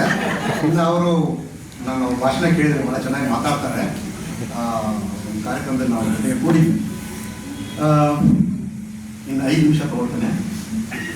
ನಾನು ಕಮಿಷನರ್ ಆದಾಗ Mysuru city corporation commissioner, urban development authority commissioner ಮತ್ತು ಆರ್ಕಿಯಾಲಜಿ ಮ್ಯೂಸಿಯಮ್ಸ್ ಮತ್ತು ಹೆರಿಟೇಜ್ ಕಮಿಷನರ್ ಆದಾಗ ನನಗೇನು ಗೊತ್ತಿಲ್ಲ. ಅಡಿಷನಲ್ ಡಿ ಸಿ ಆಗಿ ನಾನು ಮೈಸೂರಿಗೆ ಬಂದಾಗ ಅದ್ರ ನಂತರ ನನಗೆ ಇಲ್ಲೇ ಪೋಸ್ಟಿಂಗ್ ಮಾಡ್ಕೊಂತವ್ರು. ನಾನು ಯಾವ ಪೋಸ್ಟಿಂಗ್ ಟ್ರೈ ಮಾಡಿಲ್ಲ, ಎಲ್ಲೆಲ್ಲಿ ಹಾಕಿದರೆ ಅಲ್ಲಿ ಕೆಲಸ ಮಾಡಿದ್ದೆ. ನನಗೆ ಏನು ಅಂತಂದರೆ ಒಂದು ಪ್ಯಾಷನ್ನು ಮೈಸೂರಿನ ಬಗ್ಗೆ ಭಾಳ ತಿಳ್ಕೊಂಡು, ಅದು ಅರ್ಬನ್ ಡೆವಲಪ್ಮೆಂಟ್ ಅಥಾರಿಟಿ ಕಮಿಷನರ್ ಆದಾಗ ಕೂಡ ಎಲ್ಲ ಹೆರಿಟೇಜ್ ಬಗ್ಗೆ ಭಾಳಷ್ಟು ತಿಳ್ಕೊಂಡಿದ್ವಿ. ಕಾರ್ಪೊರೇಷನ್ ಕಮಿಷನರ್ ಆದಾಗಂತೂ ಇಲ್ಲಿ 2 ಹೆಚ್ಚು ಹೆರಿಟೇಜ್ ಬಿಲ್ಡಿಂಗ್ಸ್ ಸಂರಕ್ಷಣೆ ಬಗ್ಗೆ ಪ್ರಶ್ನೆ ಬಂತು. ಅದರ ನಂತರ ಆರ್ಕಿಯಾಲಜಿಯಿಂದಾಗಿ ಒಂದು 2-3 ಮ್ಯೂಸಿಯಮ್ಸ್ಗಳನ್ನು ಸ್ಥಾಪನೆ ಮಾಡುವ ಕೆಲಸವನ್ನು ನಾನು ಮಾಡಿ, ಆಮೇಲೆ ಆರ್ ಕೆ ನಾರಾಯಣ್ ಹೌಸ್ ಅವ್ರ ಬಗ್ಗೆ ಪ್ರಸ್ತಾಪ ಮಾಡಿದರು. ಅದ್ರದ್ದು ಒಂದು ಸ್ಟೋರಿನೇ ಬೇರೆ. ಅದೇನಾಗಿತ್ತು ಅಂತಂದರೆ, ಒಂದು ಹಾಫ್ ಡೇ ನಾವು ಲೇಟ್ ಮಾಡಿದರೆ ಆ ಮನೆ ನೆಲಸಮ ಆಗ್ತಿತ್ತು ಆರ್ ಕೆ ನಾರಾಯಣ್ ಹೌಸ್. ಅದು ನಾನು ಅರ್ಬನ್ ಡೆವಲಪ್ಮೆಂಟ್ ಅಥಾರಿಟಿ ಕಮಿಷನರ್ ಆದಾಗಲೇ ಅದು ಗಮನಕ್ಕೆ ಬಂತು ನನಗೆ. ಅವಾಗಿನ ಅರ್ಬನ್ ಡೆವಲಪ್ಮೆಂಟ್ ಮಿನಿಸ್ಟ್ರು ಫೋನ್ ಮಾಡಿದರು, ಮೆಡ್ಸೂರು ಮಾಡಿ ಟು ಪ್ರೊಟೆಕ್ಟ್ ದಟ್ ಬಿಲ್ಡಿಂಗ್. ನಾನಂತೆ ಸರ್ ಇದರಲ್ಲಿ ಅದು ಸಂರಕ್ಷಣೆ ಮಾಡಬೇಕಾದ್ರೆ ರೂಲ್ಸ್ ಇಲ್ಲಲ್ಲ ಅಂತಂದೆ. ಅದೇನು ನನಗೆ ಗೊತ್ತಿಲ್ಲ, ಅದೇನು ಮಾಡ್ತೀವಿ ಮಾಡಿ ಅಂದ್ಬಿಟ್ಟು ಕಡೆಗೆ ಅಲ್ಲಿ ಹೋದೆ, ವಿಸಿಟ್ ಮಾಡಿದೆ. ಆಮೇಲೆ ಆರ್ ಕೆ ನಾರಾಯಣ್ ಅವ್ರ ಬಗ್ಗೆ ನನಗೆ ನೋಡಿ ಆವಾಗ ನನಗೆ ಅವ್ರ ಬಗ್ಗೆ ತಿಳ್ಕೊಳ್ಳೋ ಒಂದು ಅವಕಾಶ ನನಗೆ ತಿಳ್ಕೊಂಡೆ.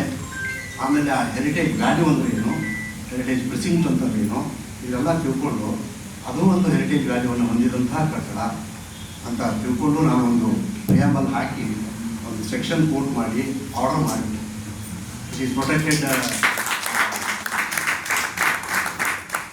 ಮಾನ್ಯುಮೆಂಟ್ ಅಂತ ಹಾಕಿದ್ದೀವಿ, ಹೆರಿಟೇಜ್ ಬಿಲ್ಡಿಂಗ್ ಅಂತ. ಅಂದರೆ ಆರ್ಡರ್ ಮಾಡಿ ಈಗ ನೀವು ಹೋದರೆ ಅರ್ಕೆನಾರ್ ನೋಡ್ಸ್ಬೋದ್ರಲ್ಲಿ ಒಳಗಡೆ ಹೋಗಿ ಲೆಫ್ಟಿಗೆ ಹೋದರೆ ದೊಡ್ಡದಾಗಿ ಅದರಲ್ಲಿ ಏನು ನಾನು ಆರ್ಡರ್ ಮಾಡಿದ್ದೆ ಅದರ ಪ್ರತಿ ಅದೇನೇ ಕಾಣ್ತಿದೆ, ನನ್ನ ಸಿಗ್ನೇಚರು ಇದೆ ಅದರಲ್ಲಿ. ಸೊ ಅದನ್ನು ಮಾಡಿದ್ದಕ್ಕೆ ಅದು ಉಳಿತು. ನಂತರ ಪೂರ್ತಿ ಎಲ್ಲ ಸ್ಟಡಿ ಮಾಡಿ ಕನ್ಸೆಪ್ಟ್ ಪ್ಲ್ಯಾನ್ ಮಾಡಿ ಗೌರ್ಮೆಂಟಿಗೆ ಕೊಟ್ಟೆ. ಆಮೇಲೆ ಪರ್ಮಿಷನ್ ಕೇಳಿದೆ. ಅದನ್ನ ಪೂರ್ತಿ ಪ್ರಾಪರ್ಟಿನ ನಾವು ತೊಗೊಳ್ಬೇಕಾದಾಗ ಅವರ ಮೊಮ್ಮಗಳು ಭುವನೇಶ್ವರಿ ಅಂತ ಹೇಳೋ ಹೆಸರು ಜ್ಞಾಪಕ ಇದೆ, ಅವ್ರನ್ನ ಸಂಪರ್ಕ ಮಾಡಿದ್ದೀವಿ. ಭುವನೇಶ್ವರ ಗಂಡನೂ ಕೂಡ ಇದ್ದರು. ಈಗ ಹೆರಿಟೇಜ್ ಬಿಲ್ಡಿಂಗ್ ಅಂತ ನೀವು ಮಾಡಿದ್ರಿ, ಇದು ಮಾರಾಟಕ್ಕೆ ಇದು ಮಾಡೋಕ್ಕೆ ಸಾಧ್ಯ ಇಲ್ಲ. ಯಾಕಂದರೆ ಅದೇನು ಬಿಲ್ಡಿಂಗನ್ನು ಪರ್ಚೇಸ್ ಮಾಡಿದ್ರು, ಪ್ರಾಪರ್ಟಿ ಪರ್ಚೇಸ್ ಮಾಡಿದ್ರು, ಅವ್ರ ಡಿಮಾಲಿಷನ್ ಆಲ್ಮೋಸ್ಟ್ ಮುಗಿದು ಹೋಗ್ಬಿಟ್ಟಿತ್ತು. ಇನ್ನೇನು ಅರ್ಧ ನಿಮಿಷದ ಪೂರ್ತಿ ಹೋಗ್ಬಿಟ್ಟಿತ್ತು. ಕಡೆಗೆ ಅದನ್ನು ಪ್ರೊಟೆಕ್ಟ್ ಮಾಡಿದ್ವಿ. ಅದಕ್ಕೆ ಕಡೆಗೆ ಅದನ್ನು ಕನ್ಸರ್ವೇಷನ್ ಮಾಡಬೇಕು ಅನ್ನೋ ಒಂದು ಪ್ರಶ್ನೆ ಬಂದಾಗ ಏನೋ ಒಂಥರ ಒಮ್ಮೊಮ್ಮೆ ಯೋಗ ಆಯೋಗ ಕೂಡು ಬರ್ತವೆ, ಒಮ್ಮೊಮ್ಮೆ ಕೂಡುವುದಿಲ್ಲ. ನಾವೇನೋ ಡಿಕ್ಲೇರ್ ಮಾಡಿದ್ವಿ, ಅವ್ರು ನನಗೆ ಬೆನ್ನ ತಕ್ಕಿದ್ರು, ಸರ್ ನೀವು ಮಾಡಿದ್ರಿ, ನಮ್ಮ ದುಡ್ಡು ಹೋಯ್ತು, ಬಿಲ್ಡಿಂಗು ಹೋಯ್ತು, ನೀವು ನನಗೆ ಏನು ಮಾಡ್ತೀರಿ ಅಂತ. ಇಲ್ಲ ನಾವು ಅದನ್ನು ಪರ್ಚೇಸ್ ಮಾಡ್ತೀವಿ ಸರ್ಕಾರದಿಂದ ಅಂತಂದ ಮೇಲೆ ಸರ್ಕಾರ ಕಳಿಸಿದ್ವಿ. ಸರ್ಕಾರದವರು ಇನ್ನೇನು ಅದಕ್ಕೆ ಆರ್ಡರ್ ಕಳಿಸಬೇಕನ್ನೋ ಒಂದು ಇನ್ನೂ ತಯಾರಿಯಲ್ಲಿ ಇದ್ದಾಗಲೇ ನನಗೆ ಆರ್ಕಿಯಾಲಜಿ ಕಮಿಷನರ್ ಅಂತ ಟ್ರಾನ್ಸ್ಫರ್ ಆಯಿತು ಅರ್ಬನ್ ಡೆವಲಪ್ಮೆಂಟ್ ಅಥಾರಿಟಿ. ಅಲ್ಲಿಂದ ನಾನು ಸ್ಟಾರ್ಟ್ ಮಾಡಿದ್ದೆ. ಆಮೇಲೆ 1 ವರ್ಷ ಮತ್ತೆ ಹಾಗೆ ಹೋಯಿತು, ಮಾಡೋಣ ಅಂತೇಳಿ ಎಲ್ಲ ಹೇಳ್ತಾ ಇದ್ವಿ, ಕನ್ವಿನ್ಸ್ ಮಾಡ್ತಾ ಇದ್ವಿ. ಕಡೆಗೆ ಕಾರ್ಪೊರೇಷನ್ ಕಮಿಷನರ್ ಆಗಿ ಬಂದಾಗ ಫಸ್ಟ್ ಕೆಲಸ ಮಾಡಿದ್ದು ಆ ಫೈಲು ಕಾರ್ಪೊರೇಷನ್ದೊಳಗೆ ಆದೇಶ ಇತ್ತು ಸರ್ಕಾರದಿಂದ, ಏನು ಅಂದರೆ ಅದನ್ನು ಪರ್ಚೇಸ್ ಮಾಡಿ ನಿಮ್ಮ 13th ಫೈನಾನ್ಸ್ ಕಮಿಷನ್ ಫಂಡ್ಸಿಂದ ಕೊಡಿ ಅಂತೇಳಿ. ಅಲ್ಲಿ ಅದೆಲ್ಲ ಕಾರ್ಪೊರೇಟರ್ಸ್ಗಳು ಅನ್ಯಾಯ ಕೊಡಬೇಕು, ಸರ್ಕಾರದವ್ರಿಗೆ ಬೇರೆ ಕೊಡಲಿ ಅಂತೇಳಿ. ಕಡೆಗೆ ನಾನೇನು ಮಾಡಿ ಮತ್ತೊಂದು ಕರೆದ್ಬಿಟ್ಟು ಫಸ್ಟ್ ಫೈಲ್ ತೆಗೆದುಬಿಟ್ಟು ಅದನ್ನು ಅವ್ರಿಗೆ ಹೇಳಿದೆ, ಭುವನೇಶ್ವರಿ ಮತ್ತು ಅವ್ರು ಹೇಳಿದೆ, ನೀವು ಮೇಲೆ ಬರೋಕ್ಕೆ ಕೊಡಿ, ನಾನು ಕೇಳ್ಕೊಡ್ತೀನಿ, ಅಲ್ಲೇ ಕೂತ್ಕೊಂಡು ಡಿಸ್ಕಸ್ ಮಾಡಿಬಿಟ್ಟು ಫೈನಲ್ ಮಾಡಿಬಿಟ್ಟು ರೇಟು ಪರ್ಚೇಸ್ ಮಾಡೋದು ಅಂತ ಬಂದ್ಬಿಟ್ಟು ಪರ್ಚೇಸ್ ಮಾಡಿ ಕಾರ್ಪೊರೇಷನ್ ಹೆಸರಲ್ಲಿ ದಾಖಲಿಸಿಕೊಂಡು ಆಮೇಲೆ ಮೊದಲೇ ಕನ್ಸೆಪ್ಟ್ ಪ್ಲಾನ್ ತಯಾರು ಮಾಡಿದ್ರು. ಆಮೇಲೆ 30 ಲಕ್ಷ ರೂಪಾಯಿ ಖರ್ಚು ಮಾಡಿ ಅದನ್ನು ಕನ್ಸರ್ವೇಷನ್ ಮಾಡಿದ್ವಿ, ರಿಸ್ಟೋರ್ ಮಾಡಿದ್ವಿ. ಆಮೇಲೆ ಅಲ್ಲಿ ಅವರ ಆರ್ ಕೆ ನಾರಾಯಣರವರ ಎಲ್ಲ ವಸ್ತುಗಳು ಬೇಕಾಗಿತ್ತು. ಅವ್ರು ಭುವನೇಶ್ವರಿಗೆ ಕೇಳಿದರು, ಎಲ್ಲಿದ್ದಾವೆ ಅವರೆಲ್ಲ ಅಂತೇಳಿ, ಅವ್ರ ಪ್ರಶಸ್ತಿಗಳು, ಬಟ್ಟೆ ಏನೇನೆಲ್ಲ ಕೊಡಿ ಅಂತ. ಯಾಕಂದರೆ ಏನಾಗಿತ್ತು ಅಂದರೆ ನನಗೆ ನೋಡಿ, ನಾನು ಮೊದಲೇ ಹೇಳಿದ್ನಲ್ಲ ಕಾಶ್ಮೀರದ ಬಗ್ಗೆ ಹೆರಿಟೇಜ್ ಬಗ್ಗೆ ತಿಳ್ಕೊಳ್ಳೋದು. ನಾನು ಇಂಗ್ಲೆಂಡ್ ಹೋಗಿದ್ದೆ, ಅದು ಟ್ರಾನ್ಸ್ಫರ್ ಆಗುತ್ತೆ ನಮ್ಮ ಮೂಡಾರಿಂದ. ಇಂಗ್ಲೆಂಡಲ್ಲಿ ಸ್ಟಾಟ್ಫೋರ್ಡ್ ಅಂತ ಒಂದಿದೆ, ಅಲ್ಲಿ ಶೇಕ್ಸ್ಪಿಯರ್ ಹೌಸ್ ನಾನು ನೋಡಿ ಹೊರಗಡೆ ಬಂದಾಗ ನನಗೆ ಟ್ರಾನ್ಸ್ಫರ್ ಆಗಿದೆ ಅಂತ ಹೇಳಿ ನಾನೇನು ಅದೇ ಮಾದರಿಯಲ್ಲಿ ಆರ್ ಕೆ ನಾರಾಯಣ್ ಹೌಸನ್ನು ನಾವು ಮಾಡೋಣ ಅಂತ. ಕಡೆಗೆ ಫಸ್ಟ್ ಬಂದಿದ್ದ ಕೆಲಸ ಅದೇ ಮಾದರಿಯಲ್ಲಿ ಅದು ಇಟ್ಕೊಳ್ಳೋಂಥ ಅವರೆಲ್ಲ ವಸ್ತುಗಳನ್ನು ತರಿಸ್ಕೊಂಡಿವಿ. ಚೆನ್ನೈದಿಂದ ಎಲ್ಲ ತರಿಸ್ಕೊಂಡು ಆರ್ಕಿಯಾಲಜಿನಲ್ಲಿ ಇನ್ನೂ ನಾನು ಇನ್ಚಾರ್ಜ್, ಅಡಿಷನಲ್ ಚಾರ್ಜ್ನೂ ಕೂಡ ಇದೆ.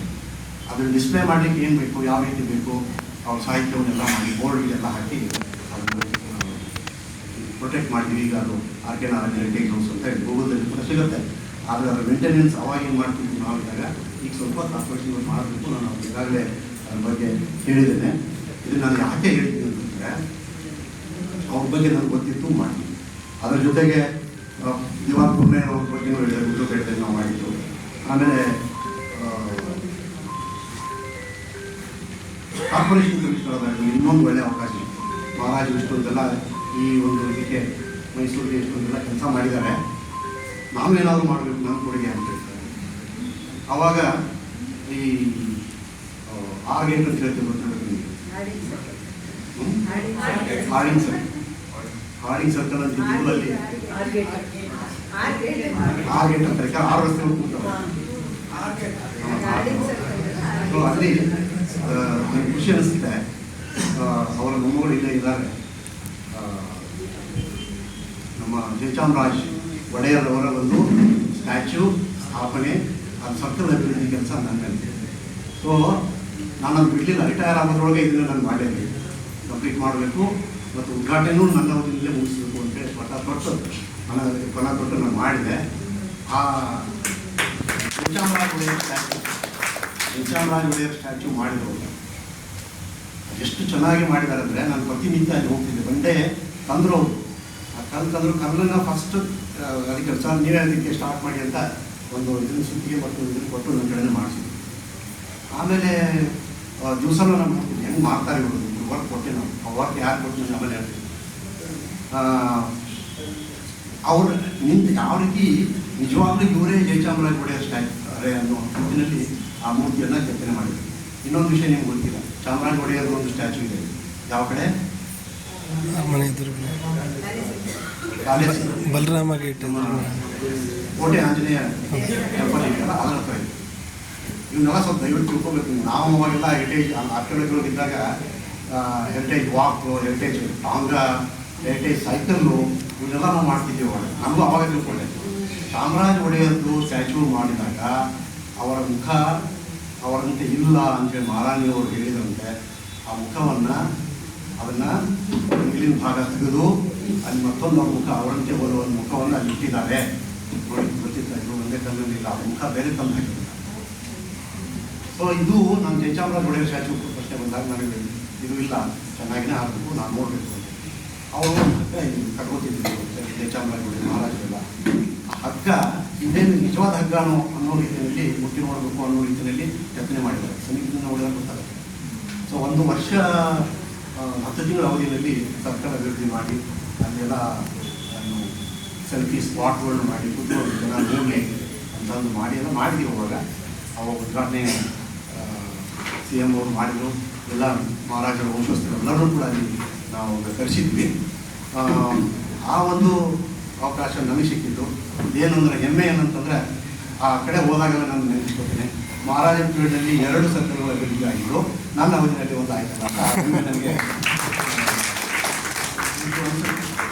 ಆಮೇಲೆ ಅದನ್ನು ಶಿಲ್ಪಿಗಳು ಯಾರು ಅಂದರೆ ಅದನ್ನು ತೊಗೊಂಡ್ರು. ಅವರು ನಾನು ಭಾಳ ಅವರು ಅಪ್ರಿಷಿಯೇಟ್ ಮಾಡಿದ್ರು, ನಮ್ಮನ್ನು ಸನ್ಮಾನ ಕೂಡ ಮಾಡಿದ್ರು. ಅದನ್ನು ಇಟ್ಕೊಂಡ್ರು. ನಂತರ ಅವರು ಆದಿಶಂಕರಾಚಾರ್ಯ ಸ್ಟ್ಯಾಚ್ಯೂ. ಆಮೇಲೆ ಸರ್ ನೋಡಿ ಸರ್ ನನಗೆ ಅವಕಾಶ ಸಿಕ್ತು ಅಂತ ನನಗೆ ಬಂದಿದೆ. ಆದ ನಂತರ ಸುಭಾಷ್ ಚಂದ್ರ ಬೋಸ್ ಸ್ಟ್ಯಾಚ್ಯೂ ನಮ್ಮ ಇಂಡಿಯಾ ಗೇಟ್ ಹತ್ರ ಮಾಡಿದ್ರು.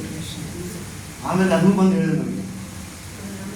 ಆ ನಂತರ ಹೇಳಿದರು, ಸರ್ ನನ್ನ ಇಡೀ ಜೀವನದಲ್ಲಿ ನನಗೆ ಒಂದು ಒಳ್ಳೆಯ ಇಷ್ಟಿತ್ತಂದರೆ ರಾಮನ ಮೂರ್ತಿ ಮಾಡೋ ಒಂದು ಅವಕಾಶ ಸಿಕ್ತು. ಅದಕ್ಕೆ ಭಾಳ ಒಂಥರ ಇದೆಲ್ಲ ಹೇಳ್ತಾರೆ, ಭಾವಕರ ಹೇಳ್ತಾರೆ, ನೀವೇ ಕಾರಣಕ್ಕೆ. ಇಲ್ಲಪ್ಪ, ನಾನು ಕಾರಣಲ್ಲ, ಅದು ನಿನ್ನಲ್ಲಿರೋ ಒಂದು ಏನು ಕಲೆ ಇದೆ, ಅದು ಇಂಪಾರ್ಟೆಂಟು. ಅದರಿಂದ ನಿಮ್ಮ ಮುಂದಿನಲ್ಲಿ ಒಳ್ಳೆಯದಾಗಿದೆ ನೋಡಿ, ಇಂಟರ್ನ್ಯಾಷನಲ್ ಇರೋದು. ಆ ಥರ ನಾನು ಕೂಡ ಏನೋ ಒಂದು ಪ್ರೋತ್ಸಾಹವನ್ನು ಕೊಡ್ತಿದ್ದೆ. ಇದನ್ನು ಯಾಕೆ ನಾನು ಹೇಳಿದ್ದೀನಿ ಅಂತಂದರೆ, ಈಗಲೂ ಈ ಒಂದು 50 ಜನ ಏನು ನೀವು ಬರೆದಿದ್ದೀರಿ, ಅವ್ರನ್ನ ತಿಳ್ಕೊಂಡಾಗ ನನಗೇನಿಸ್ತು ಅಂತಂದರೆ, ಈ ಪುಸ್ತಕ ಅವಾಗಲೇ ಬರೆದಿದ್ದರೆ ಇವರು ಮುಂದೆ ಕೊಟ್ಟಿದ್ರೆ ಆ 50 ಜನರ ಬಗ್ಗೆ ಎಲ್ಲ ತಿಳ್ಕೊಂಡು ಅವ್ರು ಇಲ್ಲೇನು ವಾಸವಾಗಿದ್ರು, ಅವ್ರ ಮನೆಗಳನ್ನೆಲ್ಲ ನಾವು ಸ್ಮಾರಕಗಳನ್ನಾಗಿ ಮಾಡೋದಾಗಿತ್ತಲ್ಲ. ಅವ್ರ ರಸ್ತೆ ಅವ್ರು ಹೇಳ್ತಾರೆ ಪುಸ್ತಕದಲ್ಲಿ ಆ ರಸ್ತೆ ಹೆಸರು ಬಂದಿದ್ರು, ಅದನ್ನೆಲ್ಲ ಯಾರೋ ಚೇಂಜ್ ಮಾಡಿಬಿಟ್ಟು ಈಗ ಬೇರೆ ಅವ್ರ ಹೆಸರು ಹಾಕೊಂಡಿದ್ದಾರೆ ಅಂತ. ಅದು ಉಳಿಸ್ಕೊಳ್ಬೋದಾಗಿತ್ತು. ಆ ಪುಸ್ತಕ ನನಗೆ ಹೀಗೆ ಅನಿಸ್ತಾ ಇಲ್ಲ, ಚಿಕ್ಕಿದ್ರೆ 100% ನಾನು ಮಾಡ್ಬೋದಾಗಿತ್ತು ಅದನ್ನು. ಒಳ್ಳೆಯ ಒಂದು ಸಂಗ್ರಹ ಯೋಗ್ಯ ಒಂದು ಕೃತಿ ಇದೆ. ದಯವಿಟ್ಟು ಇದೆಲ್ಲ ಇದನ್ನು ಓದೋದೇ ಒಕ್ಕೂಟನಾಗಿದೆ. ಒಬ್ಬರಿಂದ ಒಬ್ಬರಿಗೆ ಇದು ಮಾಹಿತಿ ಸಿಗಲಿ ಈ ಪುಸ್ತಕದ ಬಗ್ಗೆ. ಈ ಪುಸ್ತಕ ಹೆಚ್ಚು ಒಂದು ಪ್ರಚಾರವನ್ನು ಹೊಂದಿ ಓದುಗರು ಒಳ್ಳೆಯ ರೀತಿಯಿಂದ ಇದನ್ನು ಸ್ವೀಕರಿಸಲಿ ಅಂತೇಳಿ ನಾನು ಒಂದು ಸಂದರ್ಭದಲ್ಲಿ ಹೇಳ್ತಾ, ಅದಕ್ಕೆ ಪ್ರಾರಂಭದಲ್ಲಿ ಶುಭ ಅವರು ಹೇಳಿದರು, ಇವ್ರದ್ದು ಒಂದು ಇದರಲ್ಲಿ ಅಧ್ಯಾಯ ಇರಬೇಕಾಗಿತ್ತು ಅಂದ್ರೆ ನೀವು ಹೇಳಿದ್ರು. ನಾನು ಆವಾಗ ಅಂದ್ಕೊಂಡೆ, ಈ ಅಸಾಮಾನ್ಯರಲ್ಲಿ ಇವರೊಬ್ಬರು ಅಸಾಮಾನ್ಯರು, ಅವರ ಬಗ್ಗೆನೇ ಒಂದು ಬೇರೆ ಪ್ರತ್ಯೇಕವಾಗಿ ಒಂದು ಪುಸ್ತಕ ಬರಲಿ ಅಂಥೇಳಿ ಆಶಿಸ್ತಾ ನಮ್ಮ ಮುಗಿಸ್ತೇನೆ. ಎಲ್ಲರಿಗೂ ಒಳ್ಳೆಯದಾಗಲಿ. ಧನ್ಯವಾದ.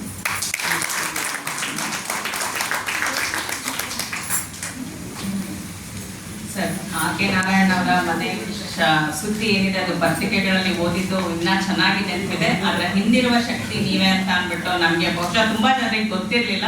ಧನ್ಯವಾದಗಳು ಸರ್. ಸೊ ಮೈಸೂರಿಗೆ ಅಂದರೆ ಸಾಂಸ್ಕೃತಿಕ ನಗರಿ ಮೈಸೂರಿಗೆ ತನ್ನದೇ ಆದ ರೀತಿಯಲ್ಲಿ ಕೊಡುಗೆಯನ್ನು ನೀಡಿದ ಡಾಕ್ಟರ್ CG ಬೆಟ್ಸೂರ್ಮಠ ಅವರು ಈ ಒಂದು ಪುಸ್ತಕದ ಬಗ್ಗೆ ಒಂದು ಕಿರುನೋಟ ನೀಡಿದ್ದು ನಿಜಕ್ಕೂ ಅರ್ಥಪೂರ್ಣವಾಗಿತ್ತು. ಧನ್ಯವಾದಗಳು ಸರ್. ಇದೀಗ ಇಂದು ಬಿಡುಗಡೆಯಾಗಿರುವ ಕೃತಿಯ ಪರಿಚಯವನ್ನ ಮಾಡಿಕೊಡಲಿದ್ದಾರೆ ಡಾಕ್ಟರ್ ಜ್ಯೋತಿ ಶಂಕರ್ ಅವರು. ಸೊ ಇವರು ಖ್ಯಾತ ಗಮಕಿಗಳು, ಪ್ರಾಧ್ಯಾಪಕರು, ಕರ್ನಾಟಕ ಮುಕ್ತ ವಿಶ್ವವಿದ್ಯಾಲಯದಲ್ಲಿ. ಇವರ ಒಂದು ಕಿರು ಪರಿಚಯವನ್ನ ಶ್ರೀಮತಿ ಪ್ರಸನ್ನ ಕುಮಾರಿ ಮಾಡಿಕೊಡಲಿದ್ದಾರೆ. ದಯವಿಟ್ಟು ಎಲ್ಲರೂ ಮೊಬೈಲ್ನ ಸ್ವಿಚ್ ಆಫ್ ಅಥವಾ ಸೈಲೆಂಟ್ ಮೋಡ್ಗೆ ಹಾಕಬೇಕಾಗಿ ವಿನಂತಿ. ಇದೀಗ ಬಂದ ಸೂಚನೆಯಂತೆ ನಾನು ಡಾಕ್ಟರ್ ಜ್ಯೋತಿ ಶಂಕರ್ ಅವರ ಚಿಕ್ಕದಾದ ಚೊಕ್ಕ ಪರಿಚಯವನ್ನ ಮಾಡುತ್ತೇನೆ ಸಮಯದ ಅಭಾವದಿಂದ. ಮೈಸೂರಿನವರಾದ ಇವರು ಬಹುಮುಖ ಪ್ರತಿಭೆಯುಳ್ಳವರು. ಸಾಹಿತ್ಯ, ಸಂಗೀತ, ಗಮಕ, ಉಪನ್ಯಾಸ ಕ್ಷೇತ್ರಗಳಲ್ಲಿ ಮಾಡಿರುವ ಸಾಧನೆ ಅಪಾರ. ಕರ್ನಾಟಕ ಶಾಸ್ತ್ರೀಯ ಸಂಗೀತದ ಹಿನ್ನೆಲೆಯಲ್ಲಿ ಸಮಗ್ರ ಹರಿದಾಸ ಸಾಹಿತ್ಯ ಒಂದು ವಿವೇಚನೆ ಎಂಬ ವಿಷಯಕ್ಕೆ ಡಿ.ಲಿಟ್ ಪದವಿ, ವೀರಶೈವ ಕಾವ್ಯಗಳಲ್ಲಿ ಅವತಾರದ ಪರಿಕಲ್ಪನೆ ಎನ್ನುವ ಅಧ್ಯಯನಕ್ಕೆ PhD ಪದವಿ, ಕರ್ನಾಟಕ ಶಾಸ್ತ್ರೀಯ ಸಂಗೀತ ಮತ್ತು ಗಮಕ ಕಲೆಯಲ್ಲಿ ವಿದ್ವತ್ ಪದವಿಯನ್ನು ಪಡೆದಿದ್ದಾರೆ. ಪ್ರಾಚೀನ ಕನ್ನಡ ಕಾವ್ಯಗಳಲ್ಲಿ ಅಲಂಕಾರ, ಷಟ್ಪದಿ, ಹರಿದಾಸ ಸಾಹಿತ್ಯ, ಕುವೆಂಪು, ಹಂಪಿ, ಮಹಿಳಾ ಸಾಹಿತ್ಯದಲ್ಲಿ ಜೀವನ ಮೌಲ್ಯಗಳು ಮುಂತಾದ 25ಕ್ಕೂ ಹೆಚ್ಚು ಕೃತಿಗಳನ್ನು ರಚಿಸಿದ್ದಾರೆ. ಹಲವಾರು ಸಂಶೋಧನಾ ಪ್ರಬಂಧಗಳು, ಪ್ರಾತ್ಯಕ್ಷಿಕೆಗಳನ್ನು ರಾಷ್ಟ್ರದಾದ್ಯಂತ ನೀಡಿ ವಿದ್ವತ್ ವಲಯದ ಮೆಚ್ಚುಗೆಗೆ ಪಾತ್ರರಾಗಿರುವ ಇವರು ಆಕಾಶವಾಣಿ ಮತ್ತು ದೂರದರ್ಶನ ಕಲಾವಿದರು ಆಗಿದ್ದಾರೆ. ಆಕಾಶವಾಣಿಯಲ್ಲಿ ಇವರು ಭಾಗವಹಿಸಿದ ಪದ ಸಂಸ್ಕೃತಿ, ಅರಿವಿನ ಶಿಖರ, ಲಯ ಸಂಭ್ರಮ ಮತ್ತು ಕಲೆ ಸಂಸ್ಕೃತಿಯ ಮೈಸೂರು ಅರಸರ ಕೊಡುಗೆ ಸರಣಿಗಳು ಅಪಾರ ಜನಮನ್ನಣೆಗೆ ಪಾತ್ರವಾಗಿವೆ. 2025 ಮೇ ತಿಂಗಳಿನಲ್ಲಿ ಜರ್ಮನಿಯ ಉಲ್ಸ್ಬರ್ಗ್ ವಿಶ್ವವಿದ್ಯಾನಿಲಯದಲ್ಲಿ ನಡೆದ ತಿರುಳ್ಕನ್ನಡ 10 ದಿನದ ಕಾರ್ಯಾಗಾರದಲ್ಲಿ ಮುಖ್ಯ ಸಂಪನ್ಮೂಲ ವ್ಯಕ್ತಿಯಾಗಿ ಪಂಪ, ಕಾವ್ಯವಾಚನ ಕಲೆ, ಅಭಿಜಾತ ಕನ್ನಡ ಸಾಹಿತ್ಯ, ಛಂದಸ್ಸು, ವ್ಯಾಕರಣ ಮುಂತಾದ ವಿಷಯಗಳನ್ನು ಮಂಡಿಸಿದ್ದಾರೆ. ಉಪನ್ಯಾಸಕಾರರಾಗಿ, ಬರಹಗಾರರಾಗಿ ರಾಷ್ಟ್ರೀಯ ಮಟ್ಟದಲ್ಲಿ ಖ್ಯಾತಿ ಗಳಿಸಿರುವ ಇವರು ಪ್ರಸ್ತುತ ಕರ್ನಾಟಕ ರಾಜ್ಯ ಮುಕ್ತ ವಿಶ್ವವಿದ್ಯಾನಿಲಯದ ಕನ್ನಡ ವಿಭಾಗದಲ್ಲಿ ಪ್ರಾಧ್ಯಾಪಕರಾಗಿ ಮತ್ತು ಸ್ವಾಮಿ ವಿವೇಕಾನಂದ ಅಧ್ಯಯನ ಕೇಂದ್ರದ ನಿರ್ದೇಶಕರಾಗಿ ಕಾರ್ಯನಿರ್ವಹಿಸುತ್ತಿದ್ದು, ಹೊರ ದೇಶದ ವಿದ್ಯಾರ್ಥಿಗಳಿಗೂ ಕನ್ನಡವನ್ನು ಬೋಧಿಸುತ್ತಿದ್ದಾರೆ. ಇವರ ಮಾರ್ಗದರ್ಶನದಲ್ಲಿ ಪ್ರಸ್ತುತ ಹಲವು ವಿದ್ಯಾರ್ಥಿಗಳು PhD ಪದವಿಗಾಗಿ ಸಂಶೋಧನೆ ನಡೆಸುತ್ತಿದ್ದಾರೆ. ಇವರು ಕಲಾ ತಪಸ್ವಿ, ಹೊಯ್ಸಳ ಪ್ರಶಸ್ತಿ, ಆದರ್ಶ ಪ್ರತಿಭಾರತ್ನ ಹೀಗೆ 10 ಹಲವಾರು ಪ್ರಶಸ್ತಿಗಳಿಗೆ ಭಾಜನರಾಗಿದ್ದಾರೆ.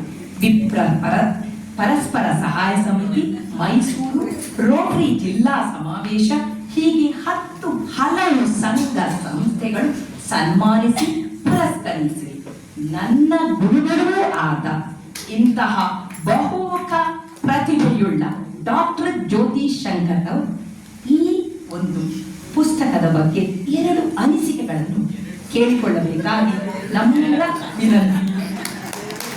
ಧನ್ಯವಾದಗಳು. ಸಿನಿಮಾ ಆಕ್ಟರ್ ಕೂಡ ಚೆನ್ನಾಗಿ ಮಾಡ್ತಿದ್ದೆ. ಸಭಾ ಸದಸ್ಯರಿಗೆ ನಮಸ್ಕಾರ. Mysuru book club charitable trust ಹಾಗೂ ಕನ್ನಡ ಓದುಗರ ಒಕ್ಕೂಟ ಮೈಸೂರು ಇವರ ಆಯೋಜಿಸಿರುವಂತಹ ಒಂದು ಸುಂದರ ಸಮಾರಂಭ. ಯಾಕಂದ್ರೆ ಪುಸ್ತಕ ಬಿಡುಗಡೆನಲ್ಲಿ ಸ್ವಲ್ಪ ಬೋರ್ಗೀರ್ ಆಗತ್ತೆ ಅನ್ನುವಂಥ ಸಂದರ್ಭದಲ್ಲೆಲ್ಲ ನಗು ಚಿಮ್ಮೋದಿದೆಯಲ್ಲ, ಅದು ಒಂಥರ ಆರೋಗ್ಯಕರವಾದ ಬದಲಾವಣೆ ಮತ್ತು ಬೆಳವಣಿಗೆ. ಇಲ್ಲ ಅಂದ್ರೆ ನಗುವೇ ಬರದೇ ಇದ್ರಾಗ ಪಾರ್ಕ್ನಲ್ಲಿ ಹೋಗಿ ಹುಚ್ಚುಚ್ಚಾಗಿ ನಗೋಕ್ಕಿಂತ ಒಳಗಡೆಯಿಂದ ಬಂದ ನಗು ಇದೆಯಲ್ಲ, ಇದು ತುಂಬಾ ಆರೋಗ್ಯವನ್ನ ತರುವಂಥದ್ದು. ಅದರ ಜೊತೆಗೆ ಜ್ಞಾನಾರ್ಜನ ಕಡೆ ಹೋಗುವಂತ ಒಂದು ಸುಂದರ ಕಾರ್ಯಕ್ರಮ. ಇದಕ್ಕೊಂದು ಕಿರೀಟಪ್ರಾಯವಾದ ಸಂಗತಿ ಅಂದ್ರೆ ಗೌರಿ ಸತ್ಯ ಅವರು ದಿನಾಂಕದ ಪ್ರಕಾರ ಇವತ್ತು 85 ವಸಂತಗಳನ್ನ ಪೂರೈಸಿದ್ದಾರೆ. ಅವರಿಗೆ ಅವರ ಜನ್ಮದಿನದಂದು ಹಾರ್ದಿಕ ಶುಭಕಾಮನೆಗಳು. ನಿಮ್ಮ ಲೇಖನೆಯಿಂದ ಇಂತಹ ಮೌಲಿಕ ಕೃತಿಗಳು ಮತ್ತಷ್ಟು ಹೊರಬರಲಿ ಅನ್ನುವಂತಹ ಹಾರೈಕೆಯನ್ನ ಭಗವಂತನಲ್ಲಿ ಸಲ್ಲಿಸ್ತಾರೆ. ಯಾಕೆಂದ್ರೆ ಅವರೇ ಬರೆದಂತಹ ಒಂದು ಕೃತಿ ಕಾವ್ಯಗಳಲ್ಲಿ ಒಡೆಯರವರ ಕಲ್ಪನೆ ಹೇಗಿದೆ ಅನ್ನುವಂಥ ಬಹಳ ಒಳ್ಳೆ ಕೃತಿಯನ್ನ ತಗೊಂಡು ಬಂದಿದ್ರು. ಅದರ ಜೊತೆಗೆ ಮೈಸೂರಿನ ಅಸಾಮಾನ್ಯ ಅದನ್ನ ಲೋಕಾರ್ಪಣೆ ಮಾಡಿ ವಿಸ್ತಾರವಾಗಿಯೇ ಕೃತಿಯನ್ನ ಕುರಿತು ಪರಿಚಯ ಮಾಡಿದಂಥವರು JSS ಮಹಾವಿದ್ಯಾಪೀಠದ ಕಾರ್ಯನಿರ್ವಾಹಕ ಕಾರ್ಯದರ್ಶಿಗಳಾದ ಡಾಕ್ಟರ್ CG ಬೆಟ್ಸೂರ್ ಮಠ ಅವರು. ಯಾಕಂದ್ರೆ ಸಬ್ಜೆಕ್ಟೇ ಆರ್ಕಿಯಾಲಜಿ ಈ ಥರದಿದ್ದಾಗ ಒಂದು ಪ್ರೀತಿ ಅವುಗಳ ಕುರಿತು ಇರುತ್ತೆ. ಹಾಗಾಗಿ ಅವರು ಇಡೀ ಪುಸ್ತಕವನ್ನು ಓದ್ಕೊಂಡು ಬಂದಿದ್ದರಿಂದ ಇದು ಕೂಡ ಒಂದು ವಿಶೇಷತೆ. ಕೃತಿಯನ್ನ ಓದಿಕೊಂಡು ಕೃತಿಯನ್ನ ಬಿಡುಗಡೆ ಮಾಡುವುದಿದೆಯಲ್ಲ, ಅದೊಂದು ಜವಾಬ್ದಾರಿಯ ನಿರ್ವಹಣೆಯ ಗುರುತಾಗಿ ಕಾಣಿಸುತ್ತೆ ನನಗೆ ವೈಯಕ್ತಿಕ. ಹಾಗಾಗಿ ಮತ್ತೆ ಈ ಕೃತಿಯನ್ನ ಸ್ವೀಕರಿಸಿ ಮತ್ತೆ ಇಂಥದ್ದೊಂದು ಸಮಾರಂಭವನ್ನ ಆಯೋಜನೆ ಮಾಡಿದಂತಹ ಶುಭ ಸಂಜಯ್ ಅರಸವರೇ ಮತ್ತೆ ಗೌರಿ ಸತ್ಯ ಜೊತೆಗೆ ಎದುರಿಗಿರುವಂತಹ ಎಲ್ಲ ಹಿರಿಯರು ಮತ್ತು ಮೈಸೂರಿನ ಬಗ್ಗೆ ಒಂದಷ್ಟು ಪ್ರೀತಿ ಉಳಿಸ್ಕೊಂಡಂತ ಈ ಪುಸ್ತಕ ಕೈಗೆ ಬಂದ ತಕ್ಷಣ ನನಗೆ ಒಂಥರ ಅನ್ಸುತ್ತೆ ಶುರುವಾಯಿತು. ಒಂಥರ ಅಂದ್ರೆ ಯಾವುದು ಅಂದ್ರೆ ಈ ಕಾಫಿ ಪ್ರಿಯರಾದ ನಮ್ಗೆಲ್ಲ ಈ ಡಿಕಾಕ್ಷನ್ ಹಾಕಿದಾಗ ಅದರದ್ದು ಒಂದು ಪರಿಮಳ ಬರುತ್ತೆ. ಆ ಪರಿಮಳ ನೀವು ಎಲ್ಲಾದ್ರೂ ಕೂತ್ಕೊಂಡಿರಿ ಮನಸ್ಸಿಗೆ ಒಂದು ಆಹ್ಲಾದವನ್ನು ತರುತ್ತೆ. ಹಾಗೆ ಮಲ್ಲಿಗೆ ಹೂವು ಅಂದ್ರೆ ಇವಾಗ ಬಂದಿರೋ ಮಲ್ಲಿಗೆ ಅಲ್ಲ, ನಿಜವಾದ ಮಲ್ಲಿಗೆಯನ್ನ ಮುಡಿದು ಗೊತ್ತಿರೋರಿಗೆ ರಸ್ತೆ ನಡ್ಕೊಂಡು ಹೋಗ್ತಿದ್ದಾಗ ಯಾರ ಮನೆ ಬಳ್ಳಿಯಿಂದನಾದ್ರೂ ಸರಿ ಆ ವಾಸನೆ ಬರುತ್ತೆ ನೋಡಿ, ತಕ್ಷಣ ಒಂದು ಕಡೆ ಕಣ್ಣು ಅಲ್ಲೆಲ್ಲೋ ಹೋಗುತ್ತೆ. ಈ ಪುಸ್ತಕ ನೋಡಿದಾಗ ನನಗೂ ಹಾಗೆ ಅನಿಸಿತ್ತು. ಮೈಸೂರು ಅನ್ನೋದ್ರ ಜೊತೆಗೆ ಒಂದು ಸಂಸ್ಕಾರ ಮತ್ತು ಒಂದು ಅದ್ಭುತವಾದ ಸಂಸ್ಕೃತಿ ಸೇರ್ಕೊಂಡಿದೆ. ಅದು ಈ ಶಾವಿಗೆ ಪಾಯಸದ ಒಳಗಿರುವಂತಹ ದ್ರಾಕ್ಷಿ, ಗೋಡಂಬಿ, ಬಾದಾಮಿ, ಏಲಕ್ಕಿ ಇರುತ್ತಲ್ಲ ಹಾಗೆ. ಅಂದ್ರೆ ಅದನ್ನ ಹೊರತುಪಡಿಸಿದ್ರೆ ಅದು ಉಳಿಸೋದಿಲ್ಲ. ಅವೆಲ್ಲ ಮುಖ್ಯ ಭೂಮಿಕೆಯನ್ನ ನಿರ್ವಹಿಸೋದಿಲ್ಲ. ಆದ್ರೆ ಅದಿಲ್ಲದೆ ಅದು ಪಾಯಸ ಹೇಗಾಗಲ್ವೋ ಹಾಗೆ ಮೈಸೂರಿನ ಸಂಸ್ಕೃತಿ ಒಳಗಡೆಗೆ ತುಂಬಾ ಜನ ಇದ್ದಾರೆ. ಬೆಟ್ಸೂರ್ ಮಠ ಅವರು ಅದನ್ನ 12 ವಿಭಾಗ ಆಗಿ ಮಾಡಿದ್ದಾರೆ. ಇದು ಹೇಗೆ ನಡೆಯುತ್ತೆ ಅಂತ ಹೇಳಿ ಅಂದ್ರೆ ಒಬ್ಬೊಬ್ಬರ ಪಾತ್ರವು ಅತ್ಯಂತ ಘನವಾದ ಪಾತ್ರ. ಅವ್ರು ಏನು ನಿರ್ವಹಣೆ ಮಾಡಿದ್ದಾರೆ ಅವೆಲ್ಲವೂ ಕೂಡ ಅಂದ್ರೆ ಮುಂದೆ ಯಾರೋ ಇವ್ರ ಪುಸ್ತಕ ಬರೀತಾರೆ, ನಮ್ಮ ಹೆಸರು ಅಜರಾಮರವಾಗಿರುತ್ತೆ ಅಂತ ಈ ಯಾವ ಯೋಚನೆನೂ ಇಟ್ಕೊಳ್ಳದೆ ಅವರೆಲ್ಲ ಕೆಲಸ ಮಾಡಿದ್ದಾರೆ. ಯಾಕೆ ಅಂದ್ರೆ ಇದು ನಮ್ಮ ಸಂಸ್ಕೃತಿ, ಇದು ನಮ್ಮ ಮೈಸೂರು.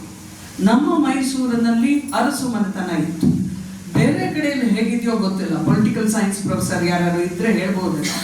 ಆದ್ರೆ ಮೈಸೂರಿನ ಅರಸು ಮನೆತನಕ್ಕೂ ಮೈಸೂರು ಸಂಸ್ಕೃತಿಗೂ ದೂರ ಅನ್ನೋದು ಖಂಡಿತ ಇಲ್ಲ. ಅಷ್ಟರ ಮಟ್ಟಿಗೆ ಅವರು ಒಳಗಿದ್ದಂಥವ್ರು. ಹಾಗಾಗಿಯೇ ಮೈಸೂರು ಒಡೆಯರು ಅನ್ನುವಂಥವರು ಇಲ್ಲಿರುವ ಮೈಸೂರಿಗೆ ಸಂಬಂಧಪಟ್ಟ ಜನ ಯಾರಿದ್ದಾರೆ ಅವ್ರಿಗೆಲ್ಲ ಇವ್ರು ನಮ್ಮವರು ಅಂತ ಅನಿಸುತ್ತೆ. ಅದು ಬಹಳ ವಿಶೇಷ ಮತ್ತು ವಿಶೇಷವಾದಂತಹ ಕೊಡುಗೆ. ಮೈಸೂರು ಒಡೆಯರವರ ಕೊಡುಗೆ ಅನ್ನೋದಿದೆಯಲ್ಲ, ಅದು ಒಂಥರ ನಮ್ಮನೆ ಕೊಡುಗೆ ಅಂತ ಹೇಳಿ ಅನಿಸುತ್ತೆ. ಈಗ ನಾನು ಮೈಸೂರು ವಿಶ್ವವಿದ್ಯಾನಿಲಯದಲ್ಲಿ ಓದಿದೆ ಅಂದರೆ ನಾನು ಜೀವಮಾನ ಬರೆಯುವಂಥ ಆ ಸಂಸ್ಥಾನಕ್ಕೆ ಋಣಿಯಾಗಿರ್ತೀನಿ. ಯಾಕೆಂದ್ರೆ ಜಾಗ ಕೊಟ್ಟಿದ್ದು ಅವರು, ಅಲ್ಲಿಯ ಅನೇಕ ಕಟ್ಟಡಗಳು ಇವೆಲ್ಲದರ ಹಿಂದೆ ನಮಗೆ ಓದಿದೆ. ಅಂಥದ್ದೊಂದು ವಿಷನರೀಸ್ ಅಂತ ಹೇಳಿ ಬಂದಿದ್ದರಿಂದ ನಾವೆಲ್ಲರೂ ಅದನ್ನು ಅರ್ಥ ಮಾಡ್ಕೊಂಡ್ವಿ ಅನ್ನೋದಿದೆಯಲ್ಲ, ಅಂತಹ ಕಂಪನ್ನ ಈ ಕೃತಿ ಪೂರ್ಣ ಪ್ರಮಾಣದಲ್ಲಿ ಪರಿಚಯಿಸ್ತಾ ಹೋಗುತ್ತೆ. ಇದನ್ನ ಡಾಕ್ಯುಮೆಂಟೇಶನ್ ಅಂತ ಹೇಳಿ ಮಾಡ್ತಾ ಹೋದಾಗ ಬಹಳ ಸರಿ ಕೃತಿಗಳು ನೀರಸವಾಗಬಹುದು. ಎದುರುಗಡೆ ಇರೋ ಸುಶೀಲಾ ರಸ್ ಅವರು ಬೇಜಾರು ಮಾಡ್ಕೋಬಾರ್ದು, ಹಿಸ್ಟ್ರಿ ಪ್ರೊಫೆಸರ್ ಅವರು, ಆಯ್ತಾ. ಬರೀ ಅಂಕಿ ಅಂಶಗಳು ಅಂತ ಇದ್ದಾಗ ಬೇರೆ ಆಗತ್ತೆ. ಆ ಅಂಕಿ ಅಂಶದ ಜೊತೆಗೆ ಈ ಸಂಸ್ಕಾರದ ಗಮನ ಸೇರುತ್ತಲ್ಲ, ಆವಾಗ ಅದು ಆಪ್ಯಾಯಮಾನವಾಗುತ್ತೆ. ಹಾಗೆ ಆಪ್ಯಾಯಮಾನವಾಗಬಲ್ಲಂತಹ ಕೃತಿ ಅಂದ್ರೆ ಅದು ಮೈಸೂರಿನ ಅಸಾಮಾನ್ಯ. ಎಷ್ಟು ಚೆನ್ನಾಗಿದೆ ಅಂತೀರ. ನನಗೆ ಈ ಸಂಗೀತ ಮತ್ತು ಗಮಕದ ಒಲವಿರೋದ್ರಿಂದ ಅಲ್ಲಿಂದಲೇ ಆರಂಭ ಮಾಡ್ತೀನಿ ಈ ಕೃತಿಯನ್ನ. ಇದರಲ್ಲಿ ಎಷ್ಟು ಚೆನ್ನಾಗಿ ಅವನ್ನೆಲ್ಲ ಹೇಳ್ತಾ ಹೋಗ್ತಾರೆ ಅಂತ ಹೇಳಿ ಅಂದ್ರೆ ಒಂದೊಂದು ಕೂಡ ಎಷ್ಟು ಸಂಗತಿಗಳನ್ನ ಜ್ಞಾಪಕ ಬರೆಸುತ್ತೆ. ಎಲ್ಲಿಂದಲೋ ಬಂದು ಮೈಸೂರಿನಲ್ಲಿ ನೆಲೆಯಾಗಿ ನಿಂತ ನನಗೆ ಇಷ್ಟೊಂದೆಲ್ಲ ಸಂಬಂಧಗಳನ್ನಿದು ಹೇಳ್ಕೊಡುತ್ತೆ ಅಂತ ಆದ್ರೆ, ಇಲ್ಲೇ ಹುಟ್ಟಿ ಬೆಳೆದವರಿಗೆ ಅದು ಪೂರ್ತಿಯಾಗಿ ನಂದು ಅಂತ ಅನ್ಸಕ್ಕಾಗತ್ತೆ. ಒಂದು ನಾಟ್ಯ ಸರಸ್ವತಿ ಜಟ್ಟಿ ತಾಯಮ್ಮನವರ ಬಗ್ಗೆ ಒಂದು ಪರಿಚಯ ಇದೆ. ಮೈಸೂರಿನ ಮಹಾರಾಜರಿಗೂ ನೃತ್ಯ ಮತ್ತು ಸಂಗೀತಕ್ಕೂ ಅಂದ್ರೆ ಬಿಡಿಸಕ್ಕೆ ಆಗದೆ ಇರೋ ನಾಟ್ಯ ಜಟ್ಟಿ ತಾಯಮ್ಮ. ಅದರಲ್ಲೂ ಮುಮ್ಮಡಿಯವರು ಕೃತಿಗಳನ್ನ ರಚನೆ ಮಾಡಿದಂಥವ್ರು. ಜಟ್ಟಿ ತಾಯಮ್ಮನವರ ಈ ಭರತನಾಟ್ಯದ ಹಿಂದೆ ಅವರ ಈ ಕೊಡುಗೆ ಇದೆಯಲ್ಲ ಬಹಳ ದೊಡ್ಡದಾಗಿದೆ. ಮತ್ತೆ ಆ ಕಾಲದಲ್ಲಿ ನೃತ್ಯ ಮಾಡೋರು ಕಂಡ್ರೆ ಯಾವ ಪ್ರೀತಿನೂ ಈ ಸಮಾಜದಲ್ಲಿ ಇರಲಿಲ್ಲ. ನೀವು ತುಂಬ ಮುಖ್ಯವಾಗಿ ಗಮನಿಸಬೇಕು. ನೃತ್ಯ ಮಾಡುವವರನ್ನ ಸ್ವಲ್ಪ ಹೇಗೇಗೋ ನೋಡ್ತಾ ಇದ್ದಂಥ ಪರಿಸ್ಥಿತಿಯೂ ಕೂಡ ಇದ್ದಂಥ ಕಾಲದಲ್ಲಿ. ಮತ್ತೆ ಈ ಜಾವಳಿ ಅಂತ ಹೇಳಿ ಒಂದು ಕ್ಯಾಟಗರಿ ಇದೆ. ಈ ಜಾವಳಿನ ಹಾಡೋದಾಗ್ಲಿ ನೃತ್ಯ ಮಾಡೋದಾಗ್ಲಿ ಅದು ಶೃಂಗಾರ ಪ್ರಧಾನವಾದ ರಚನೆಗಳು ಅನ್ನುವಂಥ ಕಾರಣಕ್ಕೆ ಮೂಲವಾಗಿ ತೆಲುಗಿನಲ್ಲಿರುವಂತಹ ತಮಿಳಿನಲ್ಲಿರುವಂತಹ ಜಾವಳಿಗಳನ್ನ ಮಾಡ್ತಾ ಇದ್ರು. ಯಾವಾಗ ಶೃಂಗಾರ ಹೆಚ್ಚಾಯಿತು ಅಂತ ಹೇಳಿ ಅನ್ನಿಸ್ತು, ಅದನ್ನ ಬೇರೆ ಥರ ನೋಡಿ ಅದನ್ನ ರಂಗದ ಮೇಲೆ ಮಾಡೋದ್ರ ಬಗ್ಗೆ ಯಾರಿಗೂ ಅಂತ ವಿದ್ವಾಂಸರಿಗೆ ಯಾವ ಒಲವೂ ಇರಲಿಲ್ಲ. ಈ ಜಟ್ಟಿ ತಾಯಮ್ಮ ಅವರು ತ್ರಿಪುರ ಸುಂದರಿ ದೇವಿ ಇಲ್ಲೇ ಇರೋ ಮೂಗೂರು ಶೈಲಿಯಿಂದ ಆರಂಭ ಮಾಡ್ತಾರೆ ಅವರ ನೃತ್ಯವನ್ನ. ದೇವಸ್ಥಾನದಲ್ಲಿ ನೃತ್ಯ ಸೇವೆಯನ್ನ ನಡೆಸ್ಕೊಡೋಕೆ ಬರುವಂತಹ ನಡುವ ಮನೆತನದಂಥವ್ರು. ಇವರ ನೃತ್ಯದ ರೀತಿ ಇತ್ತಲ್ಲ, ಅಂದ್ರೆ ವ್ಯತ್ಯಾಸವನ್ನ ನೀವು ಗಮನಿಸ್ಬೇಕು.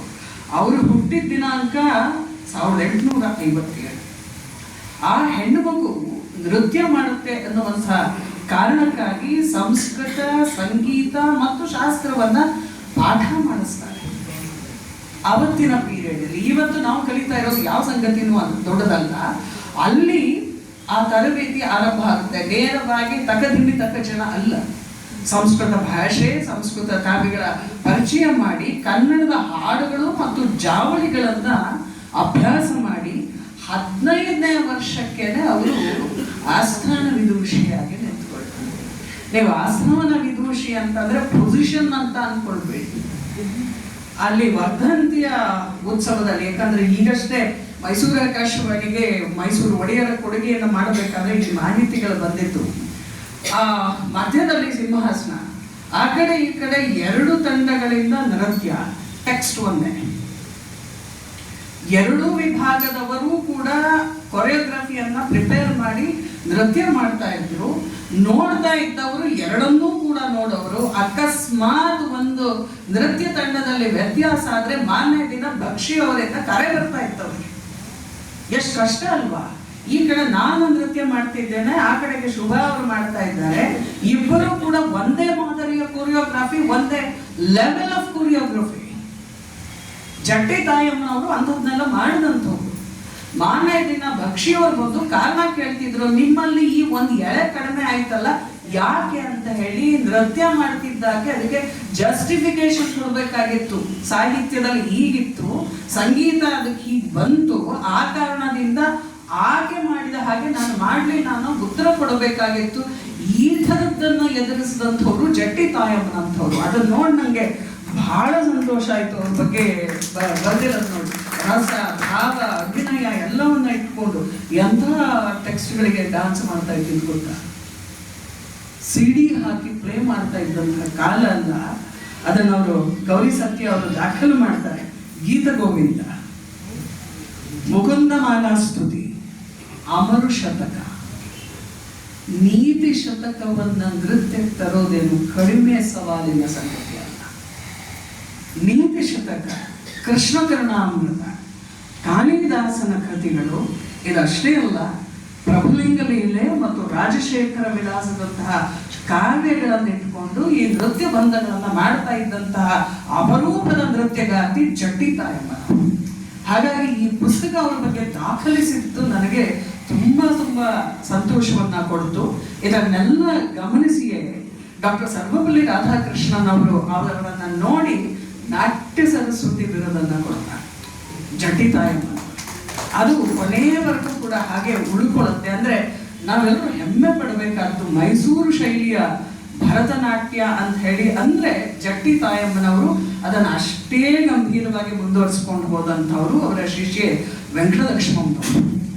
ದೇವದಾಸಿ ಪದ್ಧತಿ ಮೂಗು ಮುರಿತಾ ಇದ್ದದ್ದು. ಇದಕ್ಕೆ ಮೈಸೂರು ಒಡೆಯರುಗಳು ಕೂತ್ಕೊಂಡು ಶೃಂಗಾರವಲ್ಲದ ಆಧ್ಯಾತ್ಮ ಸೇರಿದಂತಹ ಜಾವಳಿಗಳನ್ನ ಕೂತು ರಚನೆ ಮಾಡಿದ್ರಲ್ಲ, ಅದಕ್ಕೆ ನಾವು ನಿಜವಾಗ್ಲೂ ತಲೆಬಾಗಲೇಬೇಕು.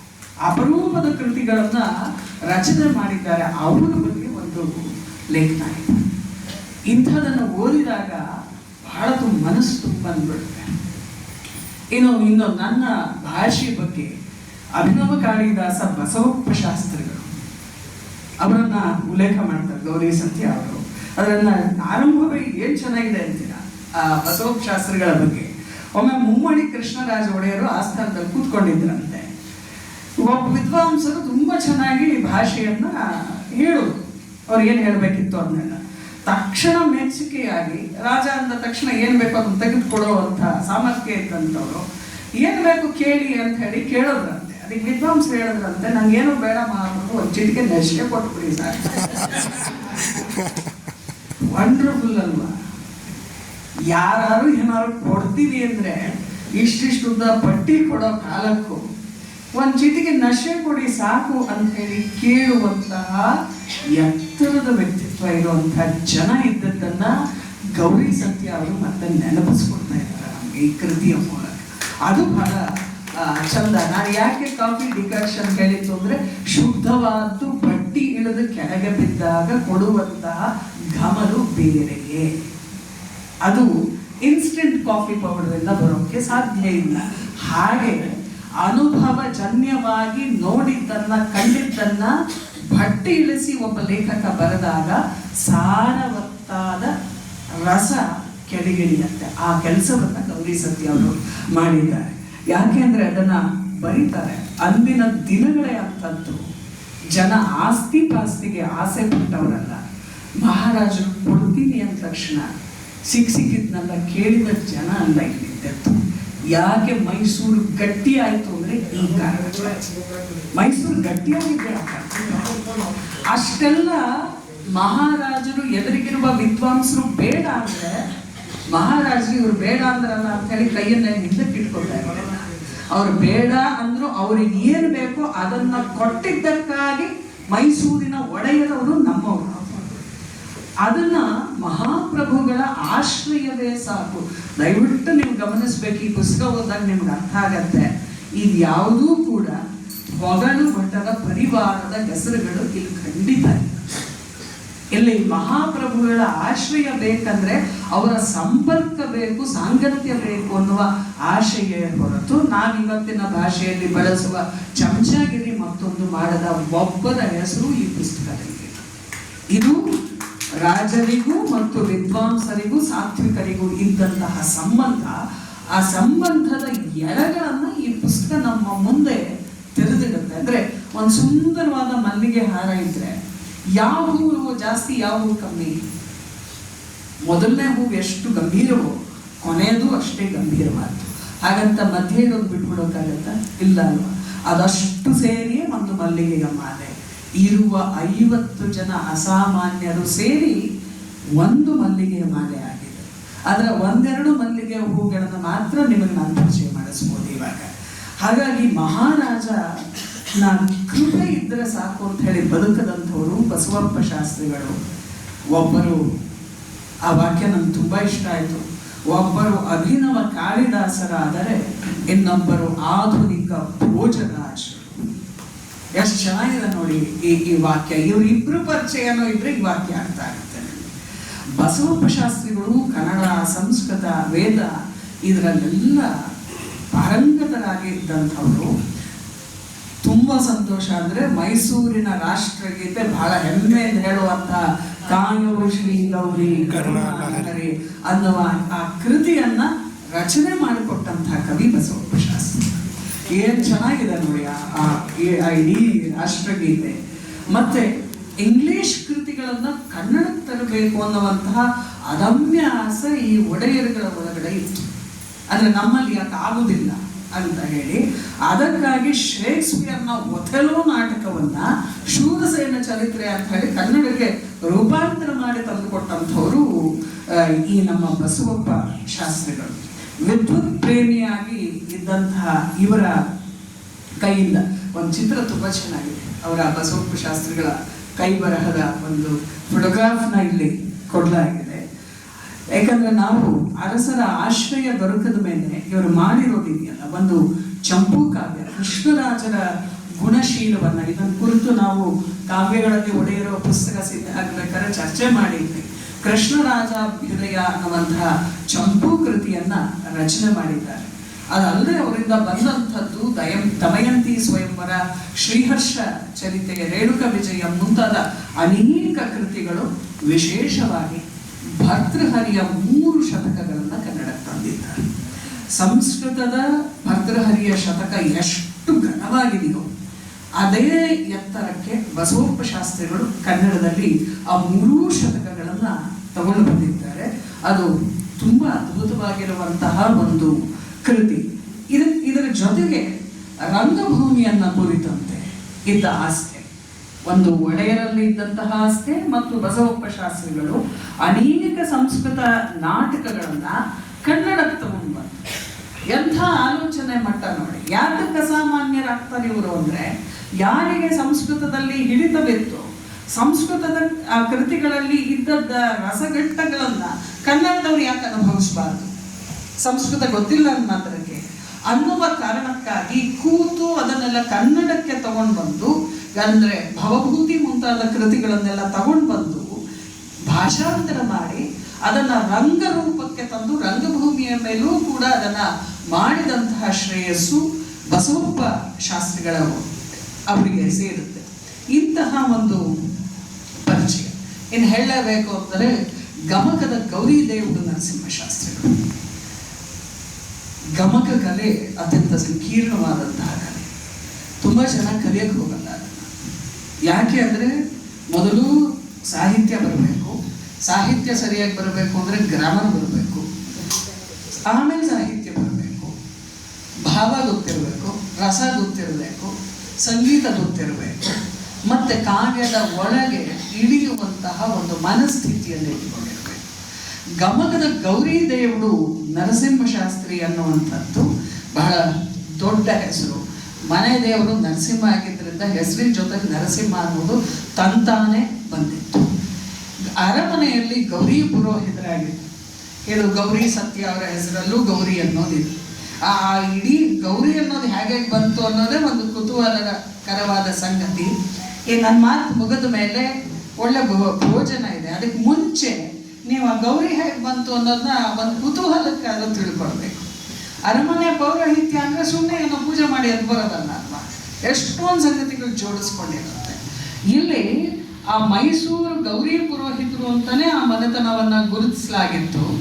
ಅವರು ಗಮನಕಿಯಾಗಿ ಸದ್ವಿದ್ಯಾ ಪಾಠಶಾಲೆಯಲ್ಲಿ ಅವರು ಮೇಷ್ಟ್ರಾಗೋದ್ರ ಜೊತೆಗೆ ಗೌರಿ ಪೂಜೆಯ ಪೌರೋಹಿತ್ಯ ಮತ್ತೆ ಗಮಕವನ್ನ, ಯಾವ ಮಟ್ಟದ ಗಮಕ, ಅವರ ವಾಚನಕ್ಕೆ ವ್ಯಾಖ್ಯಾನ ಮಾಡ್ತಾ ಇದ್ದಂಥವರು ಸಾಲಿಗ್ರಾಮ ಶ್ರೀಕಂಠ ಶಾಸ್ತ್ರಿ, ಬಹಳ ದೊಡ್ಡ ವಿದ್ವಾಂಸರು.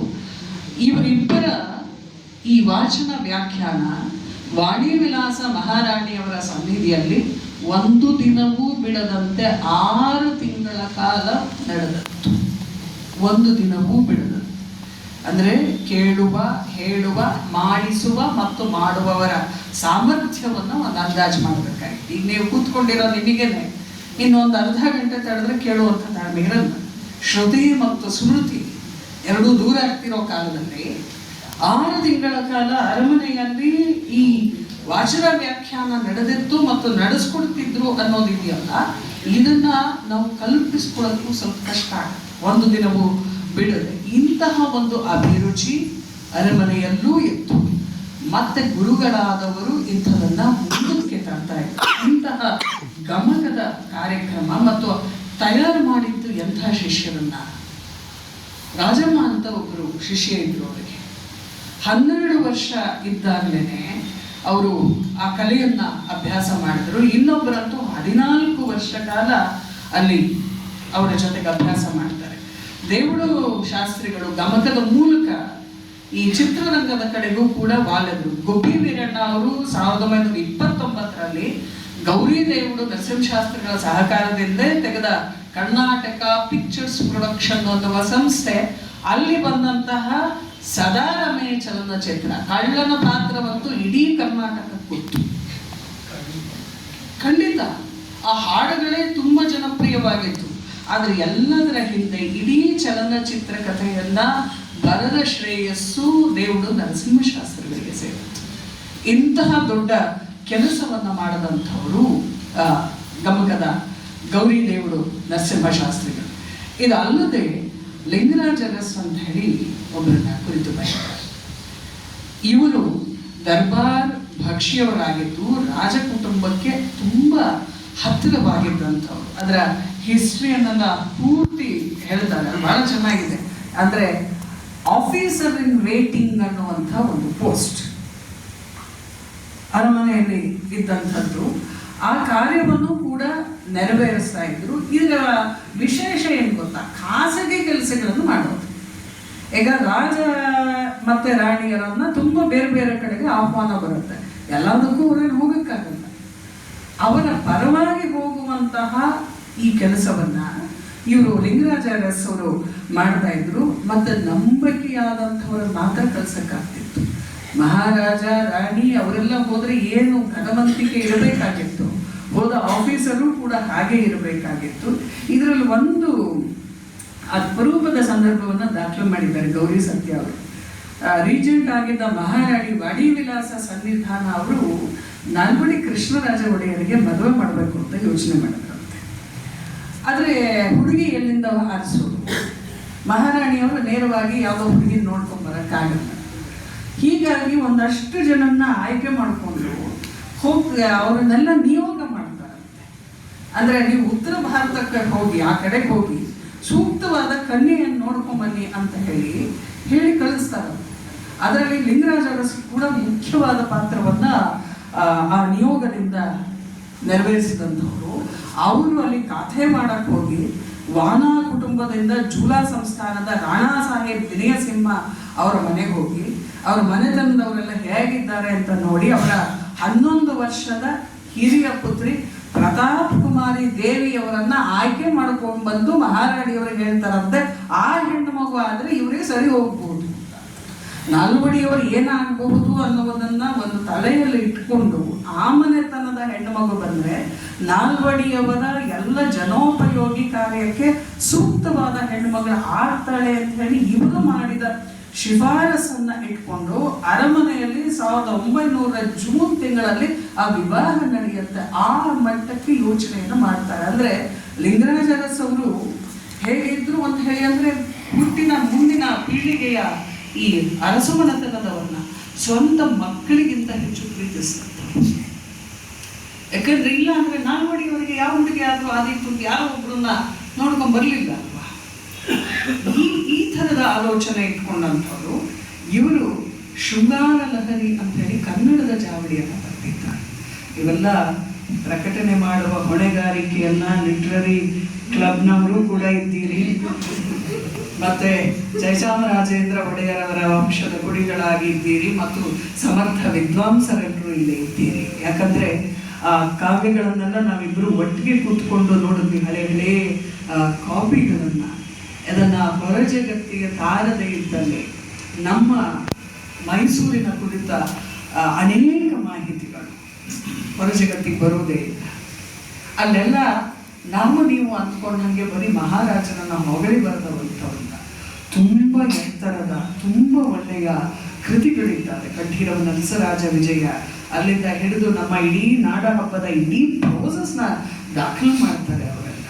ಹಾಗಾಗಿ ಈ ವೇದಿಕೆಯ ಮೂಲಕ ಅಂತಹ ಒಂದು ಎಲ್ಲ ಕೆಲಸವೂ ಒಟ್ಟಿಗೆ ಆಗ್ಬೇಕಂತಲ್ಲ, ಸಣ್ಣ ಸಣ್ಣದಾಗಿ ಆದರೂ ಆರಂಭವಾದಲ್ಲಿ ಬಹುಶಃ ಈ ಪುಸ್ತಕ ಹೊರ ಬಂದ ದಿನಕ್ಕೂ ಇಲ್ಲಿ ನಾವೆಲ್ಲರೂ ಸೇರಿದ್ದಕ್ಕೂ ಒಂದು ಸಾರ್ಥಕವಾದಂತಹ ದಿನ ಆಗಿ ಮುಂದುವರಿಲಿ ಅನ್ನೋದು ಒಂದು ಆಸೆ. ರಾಮಸ್ವಾಮಿ ಅಯ್ಯಂಗಾರ್ ಅವರ ಕುರಿತು ಬೆಂಗಳೂರಿನ ಮಿಂಟೋ ಕಣ್ಣಾಸ್ಪತ್ರೆ, ಇವತ್ತು ಬೀದಿಗೊಂದು ಆಸ್ಪತ್ರೆಗಳಿರೋ ಕಾಲವಿದೆ. ಆದರೆ ವಿಶೇಷವಾಗಿ ಅವರು ಅಯ್ಯಂಗಾರ್ ಅವರು ಶಾಲಾ ಮಕ್ಕಳಲ್ಲಿನ ಕಣ್ಣಿನ ದೋಷಗಳು ಮತ್ತು ದೃಷ್ಟಿಯ ಸಮಸ್ಯೆಗಳನ್ನು ಕುರಿತು ಒಂದು ರಿಪೋರ್ಟ್ ಅನ್ನು ಮಾಡ್ತಾರೆ. ಅದನ್ನ ಗೌರಿ ಸತ್ಯ ಬರೀತಾರೆ ವಿತ್ ಡಾಕ್ಯುಮೆಂಟೇಶನ್. ಯಾಕಂದ್ರೆ ನಮಗೆ ದೊಡ್ಡ ದೊಡ್ಡ ಶಾಲೆಗೂ ಮಕ್ಕಳನ್ನ ಕಳಿಸ್ತೀವಿ, ಮಗು ಕಾಣಲಿಲ್ಲ ಬೋರ್ಡ್ ಅಂತಂದ್ರೆ ಯಾವ ಟೀಚರು ಸರಿಯಾಗಿ ಗಮನಿಸೋದಿಲ್ಲ. ಅಂಥದ್ರಲ್ಲಿ ಒಬ್ಬ ಡಾಕ್ಟ್ರ್ ಈ ರಿಪೋರ್ಟ್ ತಯಾರು ಮಾಡೋದು ಅಂದ್ರೆ ಎಷ್ಟು ಜನ ಮಕ್ಕಳನ್ನ, ಇವಾಗ ಏನು ಕ್ವಶನ್ ಏನೆಲ್ಲ ಒಂದು ವೆಬ್ಸೈಟಲ್ಲಿ ವಾಟ್ಸಾಪಲ್ಲಿ ಕಳಿಸ್ದಷ್ಟು ಈಸಿ ಅಲ್ಲ, ಅವಾಗ ರ್ಯಾಂಡಮ್ ಸರ್ವೆ ಮೆಥಡ್ಸ್ ಇರಬೇಕು. ಆದರೆ ಹೋಗಿ ಭಾರತದ ಶಾಲಾ ವಿದ್ಯಾರ್ಥಿಗಳ ಕಣ್ಣಿನ ದೃಷ್ಟಿ ಅಂತ ಹೇಳಿ ಒಂದು ದೊಡ್ಡ ರಿಪೋರ್ಟ್ ಅನ್ನು ಸಿದ್ಧ ಮಾಡಿ ಅವರು ಸರ್ಕಾರಕ್ಕೆ ಸಲ್ಲಿಸ್ತಾರೆ. ಅದಕ್ಕಾಗಿ MD ಪದವಿಯನ್ನು ಅವರಿಗೆ ನೀಡಲಾಗುತ್ತೆ. ಅದಾದ ನಂತರ ಮಿಂಟೋ ಕಣ್ಣಾಸ್ಪತ್ರೆ ಎಷ್ಟು ಕಷ್ಟಪಟ್ಟಿದ್ದಾರೆ ಅಂದ್ರೆ ಅವರೆಲ್ಲ. ಬೆಂಗಳೂರಿನ ಕಣ್ಣಾಸ್ಪತ್ರೆ ಅಂತ ನಾವು ಇವತ್ತು ಏನು ನೋಡ್ತಾ ಇರ್ತೀವಲ್ಲ, ಅದು ಚಿಕ್ಕಪೇಟೆನ ಅಂಗಡಿಯ ಒಂದು ಜಾಗದಲ್ಲಿ ಜಾಗ ಕೊಟ್ಟಿದ್ವಿ ಕಣ್ಣಿನ ಪರೀಕ್ಷೆ ಮಾಡಿ. ಚಿಕ್ಕಪೇಟೆ ಎಷ್ಟು ಗಿಜಿ ಅನ್ನುತ್ತೆ ನಿಮಗೆ ಗೊತ್ತು. ಅಲ್ಲೊಂದು ಟೇಬಲ್ನು ಒಂದು ಮುರುಕಲು ಸ್ಟೂಲ್, ಅದ್ರ ಮೇಲೆ ಕೂತ್ಕೊಂಡು ಕಣ್ಣಿನ ಪರೀಕ್ಷೆ ಮಾಡೋದು. ಮೊದಲನೇ ದಿನ 9 ಜನ ಬಂದರಂತೆ. ಬರ್ತಾ ಬರ್ತಾ ಜಾಸ್ತಿ ಆಯಿತು ಅಂತ ಹೇಳಿ ಹೋದಾಗ ಲಾಲ್ ಬಾಗ್ನಲ್ಲಿದ್ದ ಲಾಡ್ಜ್ಗೆ ಆಸ್ಪತ್ರೆ ಶಿಫ್ಟ್ ಆಗಿತ್ತು. ಅದಾದ ನಂತರ ಪ್ಲೇಗ್ ಬಂತು ಅಂತ ಹೇಳಿ ಲಾಡ್ಜಿಂದನೂ ಜಾಗ ಖಾಲಿ ಮಾಡಿಸಿದ್ರು.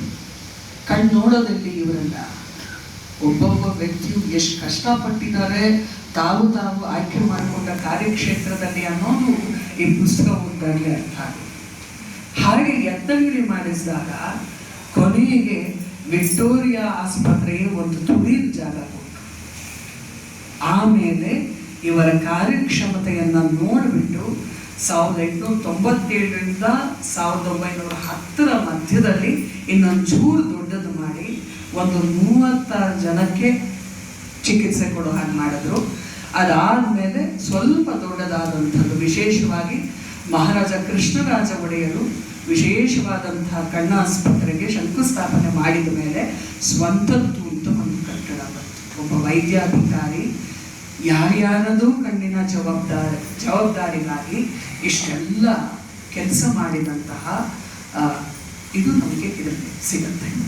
ಹಾಗಾಗಿ ಇಡೀ ಪುಸ್ತಕ ಎಂತಹ 50 ಜನ ಅಸಾಮಾನ್ಯರನ್ನ ಕುರಿತು ನಮ್ಮ ಜೊತೆಗೆ ಮಾತಾಡ್ತಾ ಹೋಗುತ್ತೆ.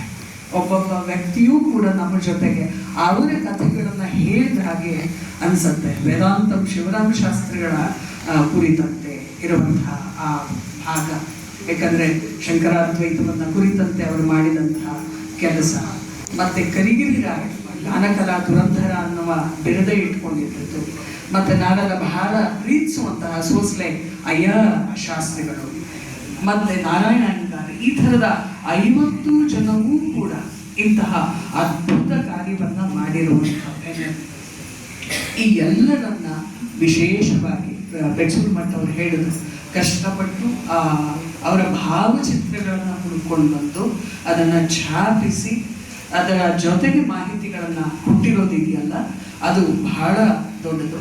ಅದಲ್ಲದೆ ಕೊನೆಯಲ್ಲಿ ಒಂದು ಭಾಗ ಇದೆ, ಅಂದರೆ ಇದನ್ನೆಲ್ಲ ಓದಿ ಈಗಾಗಲೇ ಮೆಚ್ಕೊಂಡಿರುವಂಥವರ ಅಭಿಪ್ರಾಯಗಳನ್ನೂ ಕೂಡ ಇಲ್ಲಿ ಹಾಕಿದ್ದಾರೆ. ಅದು ಕೂಡ ಬಹಳ ಸಂತಸದ ಸಂಗತಿ. ಹೀಗಾಗಿ ಮೈಸೂರಿನ ಅಸಾಮಾನ್ಯರು ಪುಸ್ತಕ ಆಗ್ತಾ ಆಗ್ತಾ ಹೋಗುತ್ತೆ.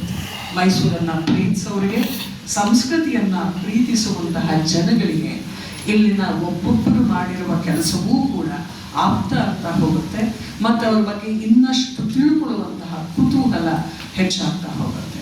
ಹೀಗೆ ಮೈಸೂರು ಅನ್ನುವ ಸಂಸ್ಕೃತಿಯ ಎಲ್ಲ ಭಾಗಕ್ಕೆ ಗಟ್ಟಿಯಾಗಿ ನಿಂತ ಈ ಸ್ತಂಭಗಳನ್ನು ಕುರಿತು ಗೌರಿ ಸತ್ಯ ಅವರು ಪರಿಚಯಿಸಿದ್ದಾರೆ. ಅವರು ಕೂಡ ಸಾಕಷ್ಟು ಹಿರಿಯರು. ಈ ವಯೋಮಾನದಲ್ಲೇ ಮೈಸೂರಿನ ಬಗ್ಗೆ ಇರುವ ಪ್ರೀತಿ ಮತ್ತು ಈ ಎಲ್ಲ ಅಸಾಮಾನ್ಯರ ಬಗ್ಗೆ ಇರುವಂತಹ ಪ್ರೀತಿ, ಯಾಕೆಂದರೆ ಈ ಪುಸ್ತಕ ಆಗಬೇಕಂತಂದರೆ ಮತ್ತೆ ಮತ್ತೆ ಪ್ರೂಫ್ ನೋಡಬೇಕು, ತಿದ್ದಬೇಕು, ಬಹಳ ದೊಡ್ಡ ಕೆಲಸ ಇರುತ್ತೆ. ಆ ಎಲ್ಲ ಕೆಲಸಗಳನ್ನು ಈ ವಯಸ್ಸಿನಲ್ಲೂ ಕೂಡ ಇಟ್ಕೊಂಡು ಮಾಡಿ ಒಂದು ಅಸಾಮಾನ್ಯವಾದ ಕೆಲಸವನ್ನು ಗೌರಿ ಸತ್ಯ ಅವರು ಕೂಡ ಮಾಡಿ ತಾವೂ ಕೂಡ ನೆನೆಸಲೇಬೇಕಾದಂತಹ ಅಸಾಮಾನ್ಯರ ಪಂಕ್ತಿಯಲ್ಲಿ ನಮಗೊಂದು ಸಣ್ಣ ಜವಾಬ್ದಾರಿ ಇದೆ. ಇಷ್ಟು ನಾವು ಸಂತೋಷವಾಗಿ ಈ ಬೀದಿಗಳನ್ನೆಲ್ಲ ಓಡಾಡ್ತಿದ್ದೀವಿ, ನೋಡ್ತಾ ಇದ್ದೀವಿ. ಇವನ್ನೆಲ್ಲ ಮಾಡಿಟ್ಟಂಥವ್ರು ಯಾರು? ನಮ್ಮ ಹಿರಿಯರು. ಅಂಥವ್ರ ಬಗ್ಗೆ ತಿಳ್ಕೊಳ್ಳೋದು ನಮ್ಮದೊಂದು ಜವಾಬ್ದಾರಿ. ಆ ಜವಾಬ್ದಾರಿ ನಿರ್ವಹಿಸಬೇಕಂದ್ರೆ ಎಲ್ಲಿಂದ ಹೋಗೋಕ್ಕೆ ಮುಂಚೆ ನಿಮ್ಮ ಕೈಯಲ್ಲಿ ಪುಸ್ತಕ ಇರಬೇಕು. ಕೇಳೋದು ಎಷ್ಟು ಮುಖ್ಯವೋ, ಕೈಯಲ್ಲಿ ಪುಸ್ತಕ ಹಿಡಿದಾಗ ಈಗ ಹೇಗೆ ಕೇಳಿದಾಗ ಅರ್ಥ ಅನಿಸುತ್ತೋ, 50 ಜನ ಮನೆಯ ಹಿರಿಯರನ್ನು ನೆನೆಸ್ಕೊಂಡಂತಹ ಸಾರ್ಥಕ ಭಾವ ನನಗಂತೂ ಬಂತು. ನನ್ನ ಅಜ್ಜನ್ನ, ನನ್ನ ಮುತ್ತಜ್ಜನ ನೆನೆಸ್ಕೊಂಡಾಗ ನನಗೇನು ಒಂದು ನೆಮ್ಮದಿ ಸಿಗತ್ತೆ. ಅದು ಈ ಪುಸ್ತಕ ಓದಿದಾಗಲೂ ನನಗೆ ಸಿಗುತ್ತೆ. ಹಾಗಾಗಿ ಆ ನೆಮ್ಮದಿ ನಿಮ್ಮಲ್ಲೂ ಬರಬೇಕು ಅಂತ ಹೇಳಿ. ಆದರೆ ನಾವೇನು ಅಷ್ಟೆತ್ತರಕ್ಕೆ ಏರೋಕ್ಕಾಗಲ್ಲ, ಅದಂತೂ ಸತ್ಯ.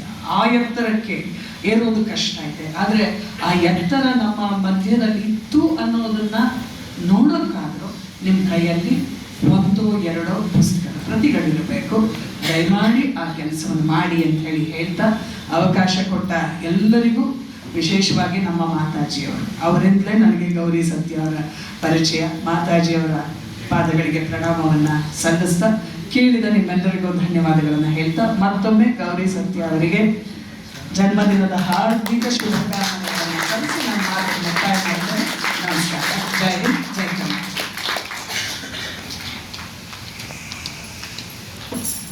ಡಾಕ್ಟರ್ ಜ್ಯೋತಿ ಶಂಕರ್ ಅವರು ಮಾತಾಡ್ತಾ ಇದ್ದಂತಹ ಅಷ್ಟು ಹೊತ್ತುನು ಬಹುಶಃ ನಮ್ಮೆಲ್ಲರ ಎದೆ ಹೆಮ್ಮೆಯಿಂದ ಉಬ್ಬಿತ್ತು.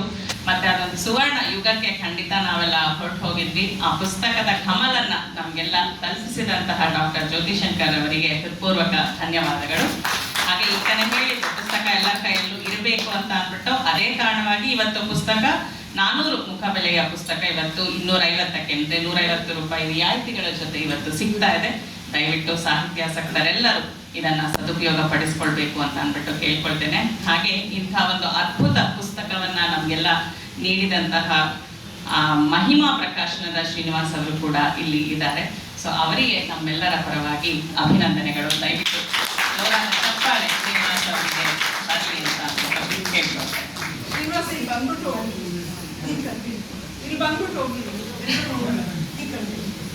ಪ್ರಕಾಶಕರಾದ ಮಹಿಮಾ ಪ್ರಕಾಶನದ ಶ್ರೀನಿವಾಸ್ ಅವರು ಅವರು ಕೂಡ ಇದ್ದಾರೆ.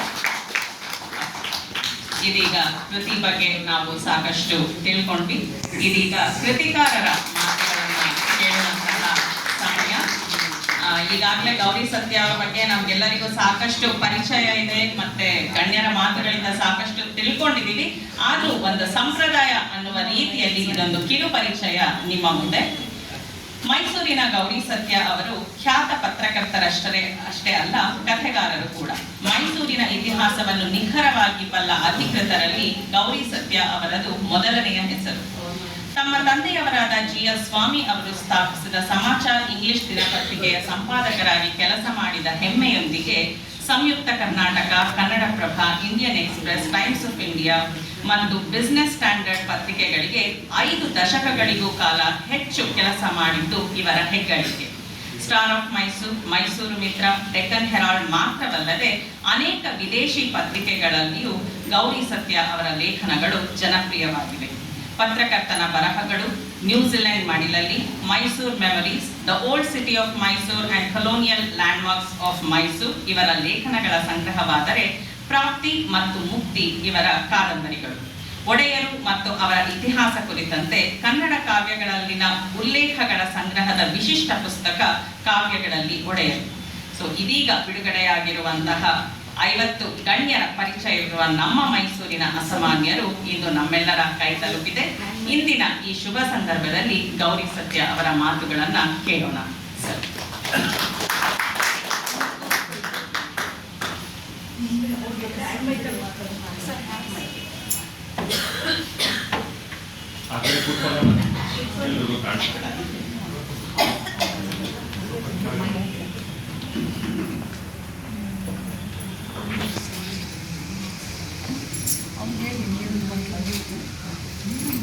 ಬೆಕ್ಸೂರು ಮಠವೇ ಶುಭ ಸಂಜೆಯ ಜ್ಯೋತಿ ಶಂಕರ್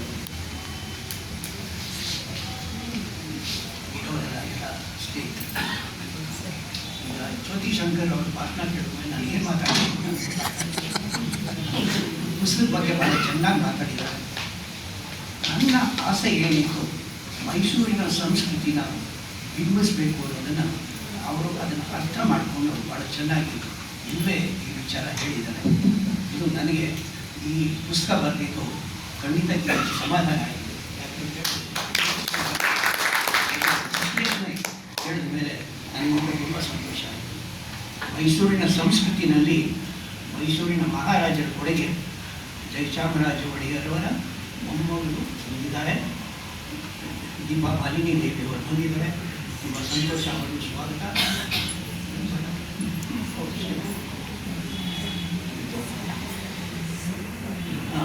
ಸೊ ಹೀಗಾಗಿ ಮೈಸೂರಿನ ಪ್ರತಿಯೊಂದು ಅಣುನಲ್ಲೂ ಮೈಸೂರಿನ ಮಹಾರಾಜರ ಕಾಣಿಕೆ ಇದೆ.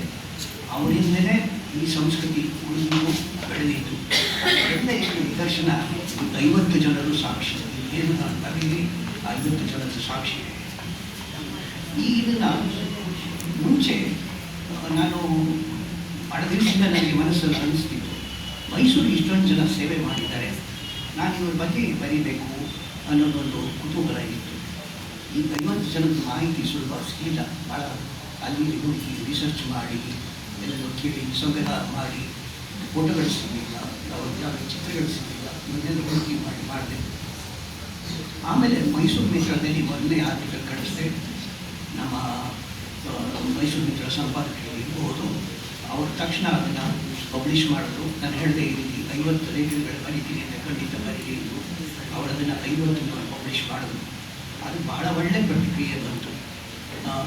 ಮೊನ್ನೆ ಇವನ್ನ ನಮ್ಮ ಪತ್ರಿಕಾ ಸಂಪಾದಕರನ್ನ ನಾನು ಫೋನ್ ಮಾಡಿಬಿಟ್ಟು, ಈ ಸಮಾರಂಭದಲ್ಲಿ ನೀವು ಭಾಗವಹಿಸಿ ನಮ್ಮ ಜೊತೆ ಇರಿ ಅಂತಂದರೆ, ಅವರು ಸಹ ನನ್ನ ಮಾತು ಕರಿಬೇಕು, ನಾನು ನೀವು ಎಲ್ಲೋ ಕೂತಿರ್ತೀನಿ ಹಾಗೆ ಹೋಗ್ತೀನಿ ಅಂತ ಹೇಳ್ಬೇಕು ಹೋಗಬೇಕು. ಆಮೇಲೆ ಅವರು ಮಾತಾಡಿದ್ರು, ಸರ್ ಇದು ಭಾಳ ಒಳ್ಳೆಯ ರೆಸ್ಪಾನ್ಸ್ ಬಂತು, ಭಾಳ ಒಳ್ಳೆಯ ಪ್ರತಿಕ್ರಿಯೆ ಬಂದಿದೆ, ನೀವು ಯಾಕೆ ನಿಲ್ಲಿಸಿದ್ರಿ, ಇದನ್ನು ಇನ್ನೂ ಮುಂದುವರಿಸಿ, ಎಲ್ಲರೂ ಕೇಳ್ತಿದ್ದಾರೆ, ಯಾಕೆ ನಿಲ್ಲಿಸ್ಬಿಟ್ಟು ದಯವಿಟ್ಟು ಬನ್ನಿ ಅಂತ. ಆ ಥರದ್ದು ಜನ 50 ಏನು ಬಂದಿದ್ದೀನಿ, ಆ ಥರದ್ದು ಮಹಾನ್ ಭಾವರು ಮೈಸೂರಲ್ಲಿ ಸಾಕಷ್ಟು ಜನ ಇದ್ದರು ಆವತ್ತು.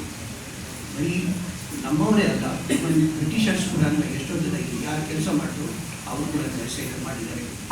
ಇವ್ರನ್ನೆಲ್ಲರೂ ನಾವು ಇವತ್ತು ಮಾಡ್ತಿದ್ದೀವಿ. ಅವ್ರನ್ನ ಒಳಗಡೆ ತಂದು ಅವ್ರ ಪರಿಚಯ ನಮ್ಗೆ ಆಯಿತು ಅಂತ ಹೇಳಿದ್ರೆ, ಪ್ರಾಯಶಃ ಅದರಿಂದಾಗಲೇ ನಮ್ಮ ಮೈಸೂರು ಸಂಸ್ಕೃತಿ ಸ್ವಲ್ಪ ಮಟ್ಟಿಗೆ ಉಳಿದಿತ್ತು, ಬೆಳೆದಿತ್ತು, ನಮ್ಮ ಮನೆಗಳಲ್ಲಿ ಅದು ನಡ್ಕೊಂಡು ಬಂದಿತ್ತು ಅನ್ನೋ ಆಸೆ ನನಗೆ. ಈ ದೃಷ್ಟಿಯಲ್ಲಿ ಇದು ಈ ಕೆಲಸ ಆಗಿದೆ ಅಂತ ನಾನು ನೋಡ್ಕೊಂಡಿದ್ದೀನಿ. ಈ ದೃಷ್ಟಿನಲ್ಲಿ ಈ ಕೆಲಸ ಆಗಲಿ ನಾನು ನೋಡ್ಕೊಂಡಿದ್ದೀನಿ.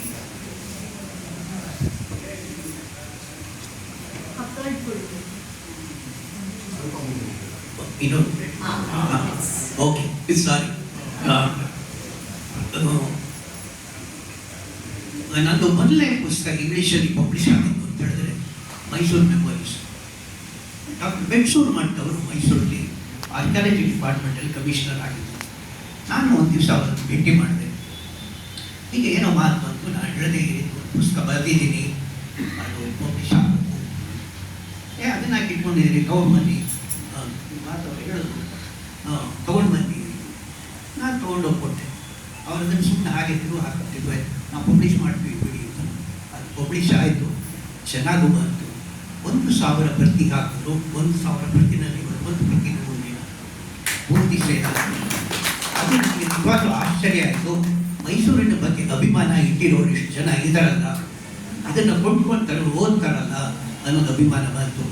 ಇದು ಬರೀ ಮೈಸೂರು ಅಥವಾ ಭಾರತದಲ್ಲಿ ಮಾತ್ರ ಅವರು ಹೋಗಿಲ್ಲ, ವಿದೇಶದಲ್ಲೂ ಕೂಡ ಈ ಕಾಪೀಸು ಇವತ್ತು ಹೋಗಿದೆ, ಅಲ್ಲೆಲ್ಲ ಇದೆ ಅನ್ನೋದು ನನಗೆ ಬಹಳ ಸಂತೋಷ ಕೊಟ್ಟು. ನಾನು ಮಾಡಿರಲಿಲ್ಲ, ಬಟ್ ಅಷ್ಟು ಒಳ್ಳೆ ರೆಸ್ಪಾನ್ಸ್ ಬಂತು. ಅದಕ್ಕೆ ಕಾರಣಕರ್ತರು ಸನ್ಮಾನ್ಯ ಡಾಕ್ಟರ್ ಬೆಟ್ಸೂರ್ ಮಟ್ಟವರು. ಅವರಿಗೆ ಜ್ಯೋತಿ ಶಂಕರ್ ಅವರ ಬಗ್ಗೆ ನಾನು ಹೇಳಬೇಕಾಗಿತ್ತು. ಅವರು ನನ್ನ ತಂಗಿ ಮಾತಾಜಿ ಅವ್ರ ಮುಖಾಂತರ ನನ್ನ ಪರಿಚಯ. ಗಮಕದ ಬಗ್ಗೆ ಏನು ಗೌರಿ ದೇವರು ನರಸಿಂಹಶಾಸ್ತ್ರಿಗಳು ಹೇಳಲು, ಅವರು ನನ್ನ ತಾತನ ತಮ್ಮ. ಸೊ ಹಾಗಾಗಿ ಇದು ನಮ್ಮ ಮನೆತನದಲ್ಲೂ ನಡ್ಕೊಂಡು ಬಂದಿದೆ ಈ ಗೌರಿ ಗಮಕದ. ಸೊ ಹಾಗಾಗಿ ನಾವೆಲ್ಲ ಗೌರಿ ಮನೆತನದವರು. ಸೊ ಜ್ಯೋತಿ ಶಂಕರ್ ಅವರ ಪರಿಚಯ ಆದಾಗ ನಾನು ಈ ಯಾವುದು ಕಾವ್ಯಗಳಲ್ಲಿ ಒಡೆಯರು ಒಂದು ಸಂಗ್ರಹ ಮಾಡಿದ್ದೆ, ಅದನ್ನು ಬಿಡುಗಡೆ ಮಾಡಿ ಅಂತ.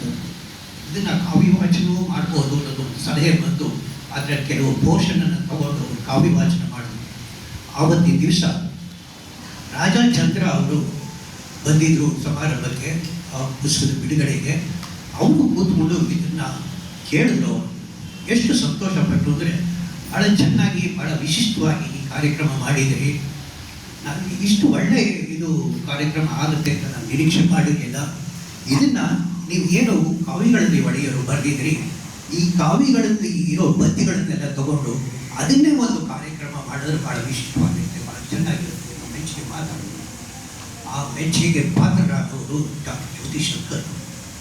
ಇಂಥ ಒಳ್ಳೆ ಕಾರ್ಯಕ್ರಮ ನಡೆಸಿಬಿಟ್ಟು ಇವತ್ತು ನಾನು ಆಗಲೇ ಹೇಳಿದಾಗ ಈ ಪುಸ್ತಕದಲ್ಲಿ ನನ್ನ ಏನೋ ಒಂದು 50 ಜನರ ಬಗ್ಗೆ ಒಂದು ಗೌರವ ಇತ್ತು. ಆ ಗೌರವ, ಆ ಸಂಸ್ಕೃತಿ ನಾನು ಏನು ಬಿಂಬಿಸಬೇಕು ಅಂತ ಪ್ರಯತ್ನ, ಅದನ್ನು ಇವತ್ತು ಚೆನ್ನಾಗಿ ಭಾಳ ಚೆನ್ನಾಗಿ ಹೇಳುತ್ತೆ. ನಾನು ಬರೆದಿರೋದಕ್ಕಿಂತಲೂ ಒಂದು ಜಾಸ್ತಿ ಚೆನ್ನಾಗೇ ಹೇಳಿದ್ದಾರೆ. ಅವರಿಗೆ ನಾನು ಭಾಳ ಹೇಳಬೇಕಾಗಿದೆ. ಶುಭ ಸಂಜಯ್ ಅರ್ಸ್ ಅವರು ನನಗೆ ಒಂದು ಸಮಾರಂಭ ಸಿಕ್ಕಿದ್ರು, ವಾಣಿಜ್ಯ ಗರ್ಲ್ಸ್ ಸ್ಕೂಲಲ್ಲಿ ಫಂಕ್ಷನ್ ಹೋಗಿದ್ದರು. ಅಲ್ಲಿ ನನಗೆ ಒಂದು ಮಾತಾಡೋದು, ನೋಡಿ ನಿಮ್ಮೊಂದು ಪುಸ್ತಕ ನಾವು ಬಿಡುಗಡೆ ಮಾಡ್ತೀವಿ, ನಮಗೆ ಅವಕಾಶ ಹೋಗಿ. ನಾನು ಖಂಡಿತ ಮಾಡಿ ಅಷ್ಟೊಂದು ಸರಿಯಾಗಿ ಪುಸ್ತಕ ಇದು ಆರ್ಟ್ ಇದರಲ್ಲಿ ಬರಬೇಕು, ಪಬ್ಲಿಷ್ ಆಗ್ತಾಯಿತ್ತು ಮೈಸೂರು ಮಿತ್ರನಲ್ಲಿ. 50 ಸೇರಿಸಿ ನಾನು ಪುಸ್ತಕ ಮಾಡಬೇಕು ಅಂತಿದ್ದೀನಿ, ಕೊಟ್ಟಿದ್ದೀನಿ. ಅದು ಕೊಟ್ಟೆ. ಅದನ್ನೇ ಇವತ್ತು ಅಚ್ಚುಕಟ್ಟಾಗಿ ವ್ಯವಸ್ಥೆ ಮಾಡಿ ಈ ಸಮಾರಂಭ ಬಿಡುಗಡೆ ಮಾಡಿದರೆ, ಅಷ್ಟು ಆಸಕ್ತಿ ತಗೊಂಡು ಇದನ್ನು ಮಾಡಿದ್ದಕ್ಕಾಗಿ ಅವರಿಗೆ ನನ್ನ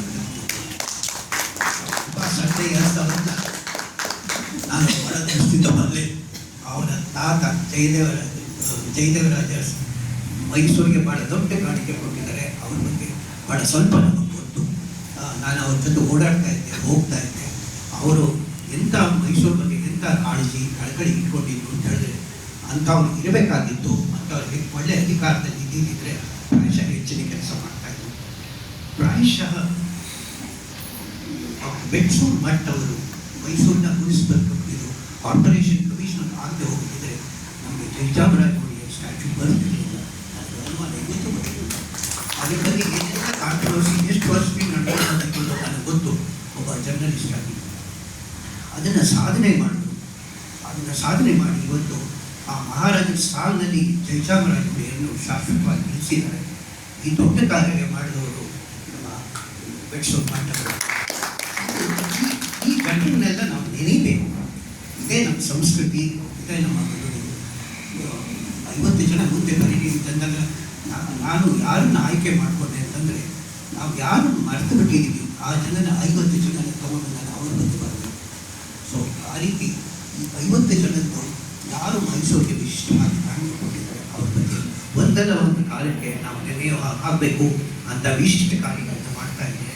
ಅದಕ್ಕೆ ಅವ್ರಿಗೆಲ್ಲರೂ ಮೈಸೂರಿನಾಗಿ ನಾನು ನನ್ನ ಕೃತಜ್ಞತೆಗಳನ್ನು ಅರ್ಪಿಸ್ತೇನೆ. ಈ ಕಾರ್ಯಕ್ರಮನ ಯಶಸ್ವಿಯಾಗಿ ಮಾಡಿಕೊಟ್ಟಿದ್ದು ಎಲ್ಲರೂ ನಾನು ನನ್ನ ಕೃತಜ್ಞತೆಗಳನ್ನು ಅರ್ಪಿಸ್ತೇನೆ. ಇನ್ನೂ ಒಂದು 50 ಬರೀರಿ ಅಂತ ಹೇಳ್ತಾ ಇದ್ದರೆ ನಾನು ಅಷ್ಟು ವಿಚಾರ ಸಂಗ್ರಹ ಮಾಡಿ ಅವ್ರ ಬಗ್ಗೆ ಬರೆಯೋಕ್ಕಾಗುತ್ತೋ ಇದು ನಮ್ಗೆ ಗೊತ್ತಿಲ್ಲ. ನಾನೇ ಬೇರೆ ಏನೋ ಬರೀಬೇಕು ಅಂತ ಏನೇನೋ ಅಂದ್ಕೊಂಡಿದ್ದೀನಿ. ಅದನ್ನು ಮುಗಿದ ಮೇಲೆ ನಾನು ಸಾಧ್ಯ ಆಗುತ್ತೆ ನೋಡಬೇಕು. ಒಟ್ಟಿನಲ್ಲಿ ಏನು ಬಿಡುಗಡೆ ಕಾರ್ಯಕ್ರಮ ಯಶಸ್ವಿಯಾಗಿದೆ. ಅದಕ್ಕೆ ಎಲ್ರಿಗೂ ವಂದಿಸಿ ನನ್ನ ಮಾತು ಮುಗಿಸ್ತೇನೆ. ನಮಸ್ಕಾರ.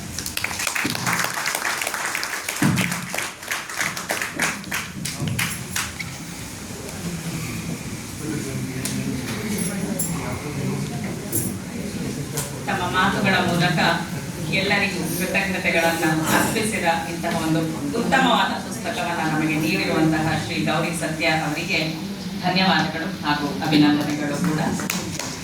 ಇದೀಗ ವೇದಿಕೆಯ ಮೇಲಿರುವ ಎಲ್ಲ ಗಣ್ಯರಿಗೆ ಗೌರವ ಸಮರ್ಪಣೆ ಅದನ್ನು ನಡೆಸಿಕೊಡಬೇಕಾಗಿ ಮೈಸೂರು ಬುಕ್ ಕ್ಲಬ್ ಚಾರಿಟಬಲ್ ಟ್ರಸ್ಟ್ನ ಸಂಸ್ಥಾಪಕ ಅಧ್ಯಕ್ಷರಾದ ಶ್ರೀಮತಿ ಶುಭಾ ಸಂಜಯ್ ಅರಸ್ ಅವರಲ್ಲಿ ಹೇಳಿಕೊಡ್ತಾರೆ. ಮೊದಲನೆಯದಾಗಿ ಕೃತಿಯನ್ನ ಲೋಕಾರ್ಪಣೆಗೊಳಿಸಿ ಕೃತಿಯ ಒಂದು ಒಳನೋಟವನ್ನ ನೀಡಿದಂತಹ JSS ಮಹಾವಿದ್ಯಾಪೀಠ ಮೈಸೂರಿನ ಕಾರ್ಯನಿರ್ವಾಹಕ ಕಾರ್ಯದರ್ಶಿಗಳಾದ ಡಾಕ್ಟರ್ CG ಬೆಟಸೂರಮಠ ಅವರು ಈ ಒಂದು ಗೌರವ ಸಮರ್ಪಣೆಯನ್ನ ಸ್ವೀಕರಿಸಬೇಕಾಗಿ ವಿನಂತಿ.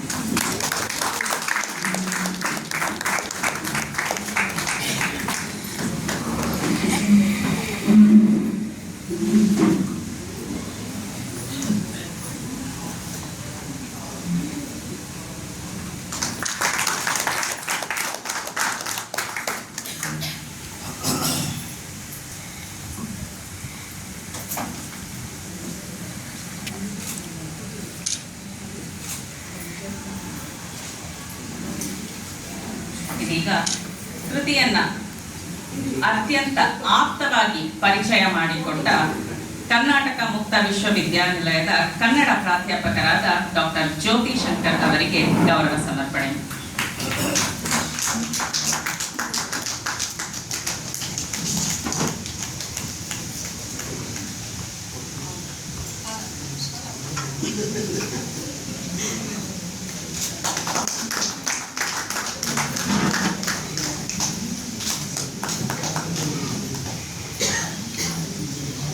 ಗೌರವ ಸಮರ್ಪಣೆಯನ್ನು ಸ್ವೀಕರಿಸಿದ್ದಕ್ಕೆ ಧನ್ಯವಾದಗಳು ಮೇಡಮ್. ಇದೀಗ ನಮ್ಮ ಇಂದಿನ ಈ ಎಲ್ಲ ಸಂಭ್ರಮಗಳಿಗೆ ಕಾರಣವಾಗಿರುವುದು ಗೌರಿ ಸತ್ಯ ಅವರ ಪುಸ್ತಕ. ಕೃತಿಕಾರರು ಗೌರಿ ಸತ್ಯ ಅವರು, ಅವರಿಗೆ ಕೂಡ ಈಗ ಒಂದು ಪುಟ್ಟದಾದ ಗೌರವ ಸಮರ್ಪಣೆ ದಯವಿಟ್ಟು ಸ್ವೀಕರಿಸಬೇಕು ಸರ್.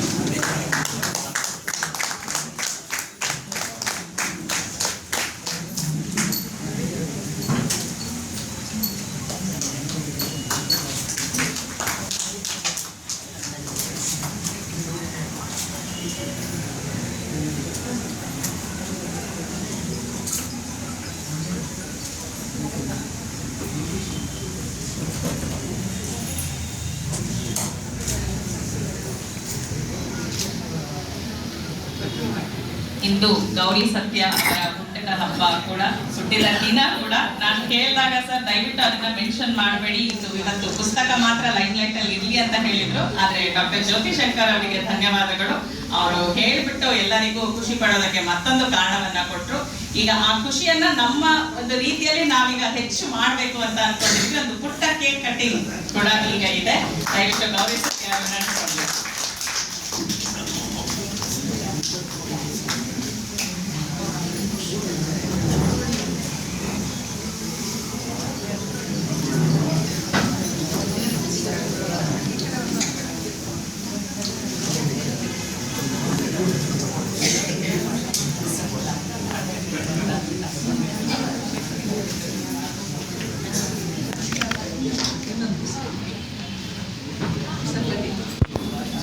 ಇದು ಒಂದು ರೀತಿ ಸಂಭ್ರಮದ ಕ್ಷಣ. ಪುಸ್ತಕ ಬಿಡುಗಡೆ ಆಗ್ತಾ ಇದೆ ಹಾಗೂ ಕೃತಿಕಾರರ ಹುಟ್ಟಿದ ದಿನವೂ ಹಿಂದೆ ಆಗಿದೆ. ಸೊ ನಮ್ಮ ಕಡೆಯಿಂದ ಗೌರಿ ಸತ್ಯ ಅವರಿಗೆ ಹುಟ್ಟುಹಬ್ಬದ ಶುಭಾಶಯಗಳು ಹಾಗೂ ಇಂಥದೊಂದು ಅದ್ಭುತ ಕೃತಿಯನ್ನ ನೀಡಿದ್ದಕ್ಕಾಗಿ ಎಲ್ಲ ಮೈಸೂರಿಗರ ಕಡೆಯಿಂದ ಅವರಿಗೆ ವಂದನೆಗಳು ಕೂಡ. ಗೌರಿ ಸತ್ಯ ಅವರ ಶ್ರೀಮತಿ ಮತ್ತು ಅವರ ಪುತ್ರ ಕೂಡ ದಯವಿಟ್ಟು ವೇದಿಕೆ ಮೇಲೆ ಬರಬೇಕಾಗಿ ವಿನಂತಿ.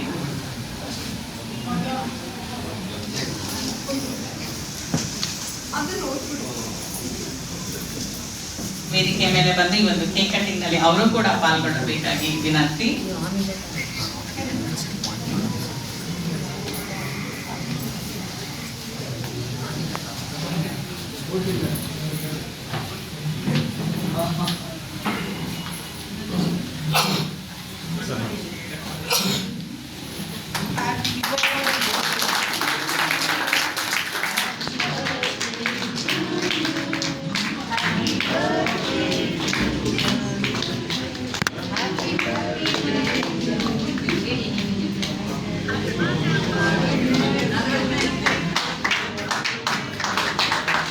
ಇದು ಕೂಡ ಬಹಳ ಸಂತಸವಾದ ಗಳಿಗೆ ಅಂತ ಅನ್ಕೊಳ್ತೀನಿ.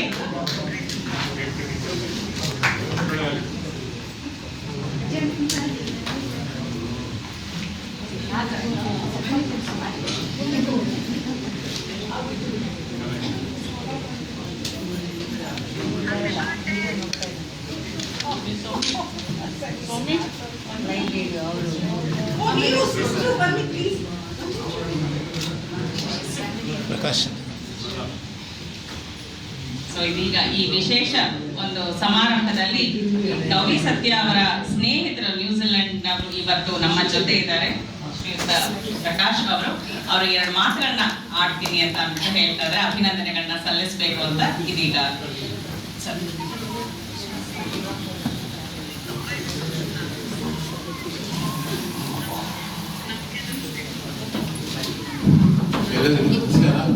ಧನ್ಯವಾದಗಳು. ನಾನು ನ್ಯೂಜಿಲೆಂಡ್ ನಾಗರಿಕ ಆದರೂ ಕೂಡ ಹುಟ್ಟಿದ್ದು ಮೈಸೂರಿನಿದ್ದೇನೆ. ಬಹಳ ವರ್ಷ ಮೈಸೂರಿದ್ದು. ಈಗ ಒಂದು 25 ವರ್ಷದಿಂದ ನ್ಯೂಜಿಲೆಂಡ್ ಆಸ್ಟ್ರೇಲಿಯಾ ಮಾಡಿದ್ದೀನಿ. ನಾನು ಪರಿಚಯ ಆಗಿದ್ದು 2004ನೇ ಇಸ್ವಿಲಿ. ಅವರ ಮಗಳು ಅಲ್ಲಿಯ ಆಪರೇಟರ್ ಇದ್ದಾರೆ, ಅಲ್ಲಿ ಬಂದಿದ್ದರು. ಅವರು ಇಷ್ಟು ದೊಡ್ಡ ಪತ್ರಿಕರ್ತರು ಅಂತ ನಮ್ಗೆ ಯಾರಿಗೂ ಗೊತ್ತೇ ಆಗಲಿಲ್ಲ. ಅಷ್ಟು ಸ್ನೇಹಜೀವಿಯವರು, ಎಲ್ಲ ಹತ್ರನೂ ಮಾತಾಡಿಕೊಂಡು ಎಲ್ಲರಿಗೂ ಒಂದಾಗುವ ಥರ ಇತ್ತು. ಆಮೇಲೆ ನಮಗೆ ಇವರು ಇಷ್ಟು ಒಳ್ಳೆ ಪತ್ರಕರ್ತರು ಗೊತ್ತಾಗಿದ್ದು ಯಾವಾಗ ಅಂದರೆ ನ್ಯೂಜಿಲೆಂಡಲ್ಲಿ ಒಂದು ಇಂಡಿಯನ್ ಟ್ರಿಬ್ಯೂನ್ ಅಂತ ಇಂಗ್ಲೀಷ್ ಪೇಪರ್ ಇದೆ. ಆವಾಗ ಇಂಡಿಯಾ ಬಗ್ಗೆ ಇಷ್ಟೊಂದು ಒಳ್ಳೆ ಭಾವನೆ ಇರಲಿಲ್ಲ, ಆರ್ಥಿಕ ಪರಿಸ್ಥಿತಿ ಇರೋದನ್ನ ಹೇಳ್ಬಿಟ್ಟು. ಆವಾಗ ಏನೋ ಒಂದು ಆರ್ಟಿಕಲ್ ಬಂದಿದ್ರು, ಪ್ರೇಮ್ನಾಥ್ ಅಂತ. ಇಂಡಿಯನ್ ಟ್ರಿಬ್ಯೂನ್ ಆಕ್ಲೆಂಡಲ್ಲಿ ಭಾಳ ಫೇಮಸ್ ಪೇಪರ್ ಅದು. ಸೆಂಟ್ರ್ ಪೇಜ್ ದೊಡ್ಡದಾಗಿ ಬಂದಿದ್ರು. ಅದು ನೋಡಿದ್ರೆ ಇಂಡಿಯಾ ಎಕಾನಮಿ ಇಷ್ಟು ಚೆನ್ನಾಗಿದೆ ಅಂತ ನಮಗೆ ಅನ್ನಿಸ್ತಾ ಇತ್ತು. ನಾವು ಇಂಡಿಯನ್ಸ್ ಅದಿದ್ರು ಅನ್ನಿಸ್ತಾ ಇರಲಿಲ್ಲ. ಅದನ್ನು ಓದಿ ಬೇಜಾರಾಯಿತು. ಆವಾಗ ಗೌರಿ ಸತ್ಯ ಅವರು ಅದನ್ನು ಓದಿದ್ರು. ಪ್ರೇಮ್ನಾಥ್ ಅವರು ಗೌರಿ ಸತ್ಯ ಅವರು ಭಾಳ ಒಳ್ಳೆಯ ಸ್ನೇಹಿತರು. ಅದಾದಮೇಲೆ ಪಾಯಿಂಟ್ ಟು ಪಾಯಿಂಟ್ ರಿಪ್ಲೈ ಬರ್ತದೆ. ನೀವು ತಿಳ್ಕೊಂಡಿರೋ ತಪ್ಪು, India is A different country ಅಂತ. ಅದನ್ನು ಅವರು ಒಂದು ಚೂರು ಬೇಜಾರು ಮಾಡ್ಕೊಂಡ್ರೆ ಅಷ್ಟು ದೊಡ್ಡ ಯೂಟರ್ನ್ ತಗೊಂಡು ಅವರದೇ ಪೇಪರ್ಲಿ ಅದೇ ಪೇಜಲ್ಲಿ ತುಂಬ ಸ್ಪಷ್ಟವಾಗಿ ಬರೆದು India is A different country ಅಂತ. ಇಂಡಿಯಾಗೆ ಅದಕ್ಕಿಂತ ದೊಡ್ಡ ಮರ್ಯಾದೆ ಸಲ್ಲಿಸಿರೋದ್ರಲ್ಲಿ ಗೌರವ 3 ಪಡಿ ಆಯ್ತು. ಇಂದ ಅವಾಗೆಲ್ಲ ಆಫ್ರಿಕಾದಲ್ಲಿ ಇಂಡಿಯನ್ಸ್ ಅಂದ್ರೆ ಏನೋ ಈ ಥರದ 4-6 ಜನ ಬಂದ ಮೇಲೆ ಬರೆದ ಮೇಲೆ ಆ ಲೇಖನಗಳನ್ನ ಓದ್ಮೇಲೆ ಅಲ್ಲಿರೋ ಅದು ಇಂಗ್ಲೀಷ್ನಲ್ಲಿ ಭಾರತದ ಬಗ್ಗೆ ಇದ್ದ ಅಭಿಪ್ರಾಯ ಬಹಳಷ್ಟು ಇದಕ್ಕೆ ಈ ಒಂದು ಬದಲಾವಣೆಗೆ ಗೌರಿ ಸತ್ಯ ಅವರ ಕೊಡುಗೆ ಕೂಡ ತುಂಬ ದೊಡ್ಡದು. ಅವ್ರನ್ನ ನಾನು ಸ್ನೇಹಿತರು ಅಥವಾ ನಮ್ಮ ಕುಟುಂಬದ್ರು ಅಂತ ಗೊತ್ತಿಲ್ಲ. ಯಾಕೆಂದರೆ ಅವ್ರ ಮಕ್ಕಳು ಅಳಿಯ ಮಕ್ಕಳೆಲ್ಲ ನಮ್ಮ ಮನೆಯವ್ರ ಥರನೇ ಇದ್ದಾರೆ. ದೇವರು ಈ 85 ವರ್ಷಕ್ಕೆ ಇನ್ನೂ 85 ವರ್ಷ ಸೇರಿಸಿ ಯಾಕೆಂದರೆ ಬೇರೆಯವ್ರಿಗೆ 1 ವರ್ಷ 2 ತಿಂಗಳೆಲ್ಲ ನನ್ನನ್ನು ಸೇರಿ ಅಷ್ಟೊಂದು ಉಪಯೋಗ ಆಗುತ್ತೆ. ಆದರೆ ಅವರು ಒಂದೊಂದು ದಿವಸನೂ ರೆಸ್ಟ್ ನೋಡಿಲ್ಲ. ನ್ಯೂಜಿಲೆಂಡಲ್ಲಿ ಇದ್ದಾಗ ನಮ್ಗಳ ಜೊತೆಗೆ ಬೇರೆ ಬೇರೆ ಊರುಗಳು ಓಡಾಡ್ತಾ ಇದ್ರು. ನ್ಯೂಜಿಲೆಂಡ್ ಮಧ್ಯದಲ್ಲಿ ಇಂಥ ಒಂದು ಪುಸ್ತಕ ಬರೆದ್ರು. ಅವ್ರ ಬಗ್ಗೆ ಏನೂ ಬರ್ಕೊಂಡೇ ಇಲ್ಲ. ಅಲ್ಲಿರೋ ಸಣ್ಣ ಸಣ್ಣ ಊರಿನ ಪ್ರಕೃತಿ ಸೌಂದರ್ಯನ ಯಥಾವತ್ತಾಗಿ ವರ್ಣಿಸಿದ್ದಾರೆ. ನೀವು ಅದು ಓದಿದ್ರೆ ಅಲ್ಲೇ ಇದ್ದಂಗೆ ಆಗ್ತದೆ. ಜೊತೆಗೆ ಅವ್ರಿಗೆ ಯಾರ್ಯಾರು ಫ್ರೆಂಡ್ಸ್ ಇದ್ರು ಅಲ್ಲಿ ಕನ್ನಡದವರು, ಆ ಎಲ್ಲ ಕುಟುಂಬದವ್ರ ಬಗ್ಗೆನೂ ಅದನ್ನು ಬರ್ತಾರೆ. ಅದನ್ನು ಓದಿದ್ರೆ ಎಲ್ಲರಿಗೂ ಖುಷಿ ಆಗ್ಬೇಕು. ನ್ಯೂಜಿಲೆಂಡ್ ಕನ್ನಡ ಬಗ್ಗೆ ನಿಮಗೆ ಧನ್ಯವಾದ ಹೇಳಬೇಕು ಅಂತ ಗೊತ್ತಿಲ್ಲ. ನಿಮ್ಮಷ್ಟು ಭಾಷೆ ಬರೆಯೋಕ್ಕೂ ಬರಲ್ಲ, ಮಾತಾಡೋಕ್ಕೂ ಬರಲ್ಲ.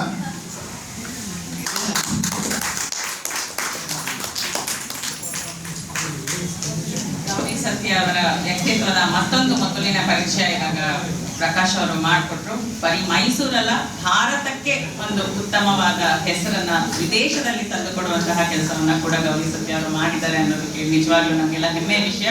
ಸೊ ಅವರ ನ್ಯೂಜಿಲೆಂಡಿನ ಮಡಿಲಲ್ಲಿ ಆಗಿನ ನ್ಯೂಜಿಲೆಂಡ್ನ ಪ್ರಧಾನಿಯಾದ ಹೆಲೆನ್ ಕ್ಲಾರ್ಕ್ ಅವರು ರಾಜ್ಯೋತ್ಸವ ದಿನದಂದೇ 2008ರಲ್ಲಿ ಬಿಡುಗಡೆ ಮಾಡಿದ್ರು ಅನ್ನೋದನ್ನ ಈಗ ನೆನಪು ಮಾಡ್ಕೊಳ್ತಾ ಇದೀಗ ಕಾರ್ಯಕ್ರಮದ ಕೊನೆಯ ಘಟ್ಟಕ್ಕೆ ಬಂದಿದ್ದೇವೆ. ವಂದನಾರ್ಪಣೆ ಶ್ರೀಮತಿ ಸುಚಿತ್ರಾ ಹೆಗಡೆ ಅವರಿಂದ. ಧನ್ಯವಾದಗಳು ನಿಮ್ಮಿಂದ. ಸಾಂಸ್ಕೃತಿಕ ನಗರಿಯ ಸಾಹಿತ್ಯ ಪ್ರೇಮಿಗಳಿಗೆಲ್ಲ ನಮ್ರವಾದ ನಮನಗಳು. ಈ ಸ್ಮರಣೀಯ ಸಮಾರಂಭದ ಕೊನೆಯಲ್ಲಿ ಕೃತಜ್ಞ ಭಾವದಿಂದ ಆರ್ದ್ರವಾದ ಮನದಿಂದ ಎಲ್ಲರಿಗೂ ಧನ್ಯವಾದಗಳನ್ನು ಅರ್ಪಿಸಲು ಅತೀವ ಸಂತೋಷವೆನಿಸುತ್ತಿದೆ. ಇವತ್ತು ಬಿಡುಗಡೆಯಾದ ಪುಸ್ತಕ ಮೈಸೂರಿನ ಅಸಾಮಾನ್ಯರು ಮೈಸೂರಿನ ಸಾಂಸ್ಕೃತಿಕ ಮತ್ತು ಸಾಹಿತ್ಯಿಕ ಕ್ಷಿತಿಜದ ಪರದಿಯನ್ನು ವಿಸ್ತರಿಸುವಲ್ಲಿ ಯಾವ ಸಂಶಯವೂ ಬೇಡ. ಮೊಟ್ಟ ಮೊದಲನೇದಾಗಿ ಈ ಮಹತ್ವದ ಕೃತಿಯನ್ನು ಲೋಕಾರ್ಪಣೆ ಮಾಡಿದ ಮೈಸೂರಿನ ಹೆಮ್ಮೆ ಮತ್ತು ಗೌರವದ ದ್ಯೋತಕವಾಗಿರುವ JSS ಮಹಾವಿದ್ಯಾಪೀಠದ ಕಾರ್ಯನಿರ್ವಾಹಕ ಕಾರ್ಯದರ್ಶಿಗಳಾದ ಡಾಕ್ಟರ್ CG ಬೆಟ್ಸೂರ್ ಮಠ್ ಅವರಿಗೆ, ಲೇಖಕರು ಮತ್ತು Mysuru book club charitable trust Kannada ಓದುಗರ ಒಕ್ಕೂಟದ ಪರವಾಗಿ ಹೃತ್ಪೂರ್ವಕ ಧನ್ಯವಾದಗಳು. ತಮ್ಮ ಆಗಮನದಿಂದ ಮತ್ತು ಪ್ರೋತ್ಸಾಹಕರ ಮಾತುಗಳಿಂದ ಈ ಕಾರ್ಯಕ್ರಮಕ್ಕೊಂದು ಮೌಲಿಕತೆ ಪ್ರಾಪ್ತವಾಗಿದೆ. ತುಂಬಾ ಅಪರೂಪದ ಮತ್ತು ಸ್ವಾರಸ್ಯಕರ ವಿಷಯಗಳನ್ನು ಪ್ರಸ್ತಾಪಿಸಿ ಲೇಖಕರಿಗಲ್ಲದೆ ಇಲ್ಲಿ ನೆರೆದವರೆಲ್ಲರಿಗೂ ಸ್ಫೂರ್ತಿಯ ಸೆಲೆಯಾಗಿದ್ದಕ್ಕೆ ಮತ್ತೊಮ್ಮೆ ವಂದನೆಗಳು.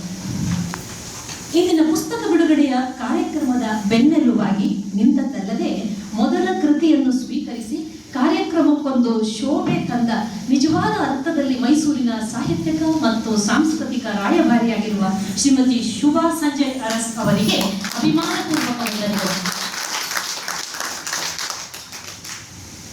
ನಿಮ್ಮ ಸಾಹಿತ್ಯ ಸಂಘಟನೆ ಮತ್ತು ಸೇವೆ ಹೀಗೆ ಮುಂದುವರಿಯಲೆಂದು ನಮ್ಮ ಹಾರೈಕೆ. ಕೃತಿ ಕುರಿತು ನಿರರ್ಗಳವಾಗಿ ಮನೋಜ್ಞವಾಗಿ ಮಾತನಾಡಿ ಕಾರ್ಯಕ್ರಮವನ್ನು ಅರ್ಥಪೂರ್ಣವಾಗಿಸಿದ ಖ್ಯಾತ ಗಮಕಿಗಳಾದ ಮತ್ತು ಕರ್ನಾಟಕ ಮುಕ್ತ ವಿಶ್ವವಿದ್ಯಾನಿಲಯದ ಪ್ರಾಧ್ಯಾಪಕರೂ ಆದ ಡಾಕ್ಟರ್ ಜ್ಯೋತಿ ಶಂಕರ್ ಅವರಿಗೆ, ಲೇಖಕರು ಮತ್ತು ಮೈಸೂರು ಬುಕ್ ಕ್ಲಬ್ ಮತ್ತು ಕನ್ನಡ ಓದುಗರ ಒಕ್ಕೂಟದ ಪರವಾಗಿ ಹೃದಯಪೂರ್ವಕ ಕೃತಜ್ಞತೆ. ಸುಂದರ ರೂಪಕಗಳು, ಉಪಮೆಗಳು ಅದೆಷ್ಟೋ ಕಾವ್ಯಮಯವಾಗಿ ಆಕರ್ಷಕವಾಗಿ ಕೃತಿ ಪರಿಚಯ ಮಾಡಿದ್ದನ್ನು ನೋಡಿದಾಗ ನನ್ನ ಮುಂದಿನ ಪುಸ್ತಕ ಪರಿಚಯ ರಿವ್ಯೂ ಮಾಡಿ ಅನ್ನೋ ಮನಸ್ಸಾಗಿದೆ. ಮತ್ತೊಮ್ಮೆ ನಿಮಗೆ ಧನ್ಯವಾದಗಳು. ಎಲ್ಲಕ್ಕಿಂತ ಮುಖ್ಯವಾಗಿ ಇಂದು ಬಿಡುಗಡೆಯಾದ ಪುಸ್ತಕ ಮೈಸೂರಿನ ಅಸಾಮಾನ್ಯರು ಕರ್ತೃ ಮತ್ತು ಹಿರಿಯ ಪತ್ರಕರ್ತರಾದ ಗೌರಿ ಸತ್ಯ ಅವರಿಗೆ ಮೈಸೂರು ಬುಕ್ ಕ್ಲಬ್ ಕನ್ನಡ ಓದುಗರ ಒಕ್ಕೂಟದ ಪರವಾಗಿ ಮತ್ತು ನಿಮ್ಮೆಲ್ಲರ ಪರವಾಗಿ ಗೌರವಪೂರ್ವಕ ವಂದನೆಗಳು. ಮತ್ತು ನಿಮಗೆ ಜನ್ಮದಿನದ ಹಾರ್ದಿಕ ಶುಭಾಶಯಗಳು. ಒಂದು ಕನಸು, ಒಂದು ವಿಚಾರ ಸರಣಿ, ಸತತವಾಗಿ ಬರೆಯುವ ಅಂಕಣಗಳು, ಪುಸ್ತಕವಾಗಲು ನಿರಂತರ ಅಧ್ಯಯನ, ಶ್ರಮ ಹಾಗೂ ಶ್ರದ್ಧೆಯಷ್ಟೇ ಅಲ್ಲ, ಅದರ ಹಿಂದಿನ ಆಶಯ ಸಮಾಜದ ಸಾಂಸ್ಕೃತಿಕ ಸ್ವಾಸ್ಥ್ಯಕ್ಕೆ ನೀಡುವ ಕೊಡುಗೆ ಎಲ್ಲವೂ ಬಹುಮುಖ್ಯವಾದದ್ದು. ಈ ನಿಟ್ಟಿನಲ್ಲಿ ಪುಸ್ತಕದ ಪ್ರಕಾಶಕರಾದ KV ಶ್ರೀನಿವಾಸ್ ಮತ್ತು ಅವರ ಮಹಿಮಾ ಪ್ರಕಾಶನದ ಪಾತ್ರ ಕೂಡ ದೊಡ್ಡದು. ಅವರ ಇಡೀ ತಂಡಕ್ಕೆ ಕೃತಜ್ಞತಾಪೂರ್ವಕ ವಂದನೆಗಳು. ಇಂದಿನ ಕಾರ್ಯಕ್ರಮವನ್ನು ಅಚ್ಚುಕಟ್ಟಾಗಿ ಆಯೋಜಿಸಿದ ಮೈಸೂರು ಬುಕ್ ಕ್ಲಬ್ ಮತ್ತು ಕನ್ನಡ ಓದುಗರ ಒಕ್ಕೂಟ ಶುಭ ನೇತೃತ್ವದಲ್ಲಿ ಕಾರ್ಯಕ್ರಮದ ಪ್ರತಿಯೊಂದು ಕಾರ್ಯದಲ್ಲೂ ಹೆಗಲು ಕೊಡುವ ನನ್ನೆಲ್ಲ ಗೆಳತಿಯರಿಗೆ, ವಾಲಂಟಿಯರ್ಗಳಿಗೆ ಪ್ರೀತಿಪೂರ್ವಕ ವಂದನೆಗಳು. ಆಹ್ವಾನಕ್ಕೆ ಓಗೊಟ್ಟ ಪತ್ರಿಕಾ ಬಳಗಕ್ಕೆ, ಮಾಧ್ಯಮ ಮಿತ್ರರಿಗೆ, ಮೈಕು ಮೊದಲಾಗಿ ಎಲ್ಲ ರೀತಿಯ ಸಹಕಾರ ನೀಡಿದ ದಿನೇಶ್ ಅವರಿಗೆ ಆತ್ಮೀಯ ಧನ್ಯವಾದಗಳು. ಇಲ್ಲಿ ನೆರೆದ ಪ್ರತಿಯೊಬ್ಬರಿಗೂ ಹೃದಯಪೂರ್ವಕ ವಂದನೆ. ಯಾವುದೇ ಸಾಹಿತ್ಯದ ಕಾರ್ಯಕ್ರಮಕ್ಕೆ ಜೀವ ತುಂಬುವರೆಂದರೆ ನೀವು ನೆರೆದವರು. ನಿಮ್ಮ ಪುಸ್ತಕ ಪ್ರೀತಿ, ವಿಶ್ವಾಸ, ಪ್ರೋತ್ಸಾಹ, ಚಪ್ಪಾಳೆಗಳೇ ಸಾಹಿತ್ಯದ ಮತ್ತು ಸಾಹಿತಿಗಳ ಪ್ರೇರಕ ಶಕ್ತಿ. ಕೊನೆಯಲ್ಲಿ ಇಂದಿನ ಪುಸ್ತಕ ಮೈಸೂರಿನ ಅಸಾಮಾನ್ಯರು ಜನಸಾಮಾನ್ಯರಿಗೆ ಪ್ರೇರಣೆಯಾಗಲಿ, ಕನ್ನಡಿಗರ ಮನೆ ಮಾತಾಗಲಿ ಎಂಬ ಹಾರೈಕೆಯೊಂದಿಗೆ ಮತ್ತೊಮ್ಮೆ ಎಲ್ಲರನ್ನೂ ವಂದಿಸಿ ನನ್ನ ಮಾತು ಮುಗಿಸಿದೆ. ಶುಭವಾಗಲಿ.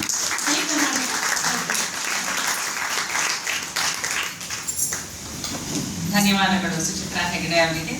ನಿಮಗೆಲ್ಲರಿಗೂ ಮತ್ತೊಮ್ಮೆ ವಂದಿಸುತ್ತಾ ದಯವಿಟ್ಟು ಎಲ್ಲರೂ ಭೋಜನವನ್ನ ಸ್ವೀಕರಿಸಿದ್ದರಬೇಕಾಗಿ ವಿನಂತಿ. ಹಾಗೆಯೇ ಮತ್ತೊಮ್ಮೆ ನೆನಪಿಸುತ್ತಿದ್ದೇನೆ, ಇಂದು ಪುಸ್ತಕ 150 ರೂಗಳ ರಿಯಾಯಿತಿಯೊಂದಿಗೆ ಲಭ್ಯವಿದೆ. ದಯವಿಟ್ಟು ಎಲ್ಲರೂ ಅದರ ಉಪಯೋಗ ಪಡೆದುಕೊಳ್ಳಬೇಕು.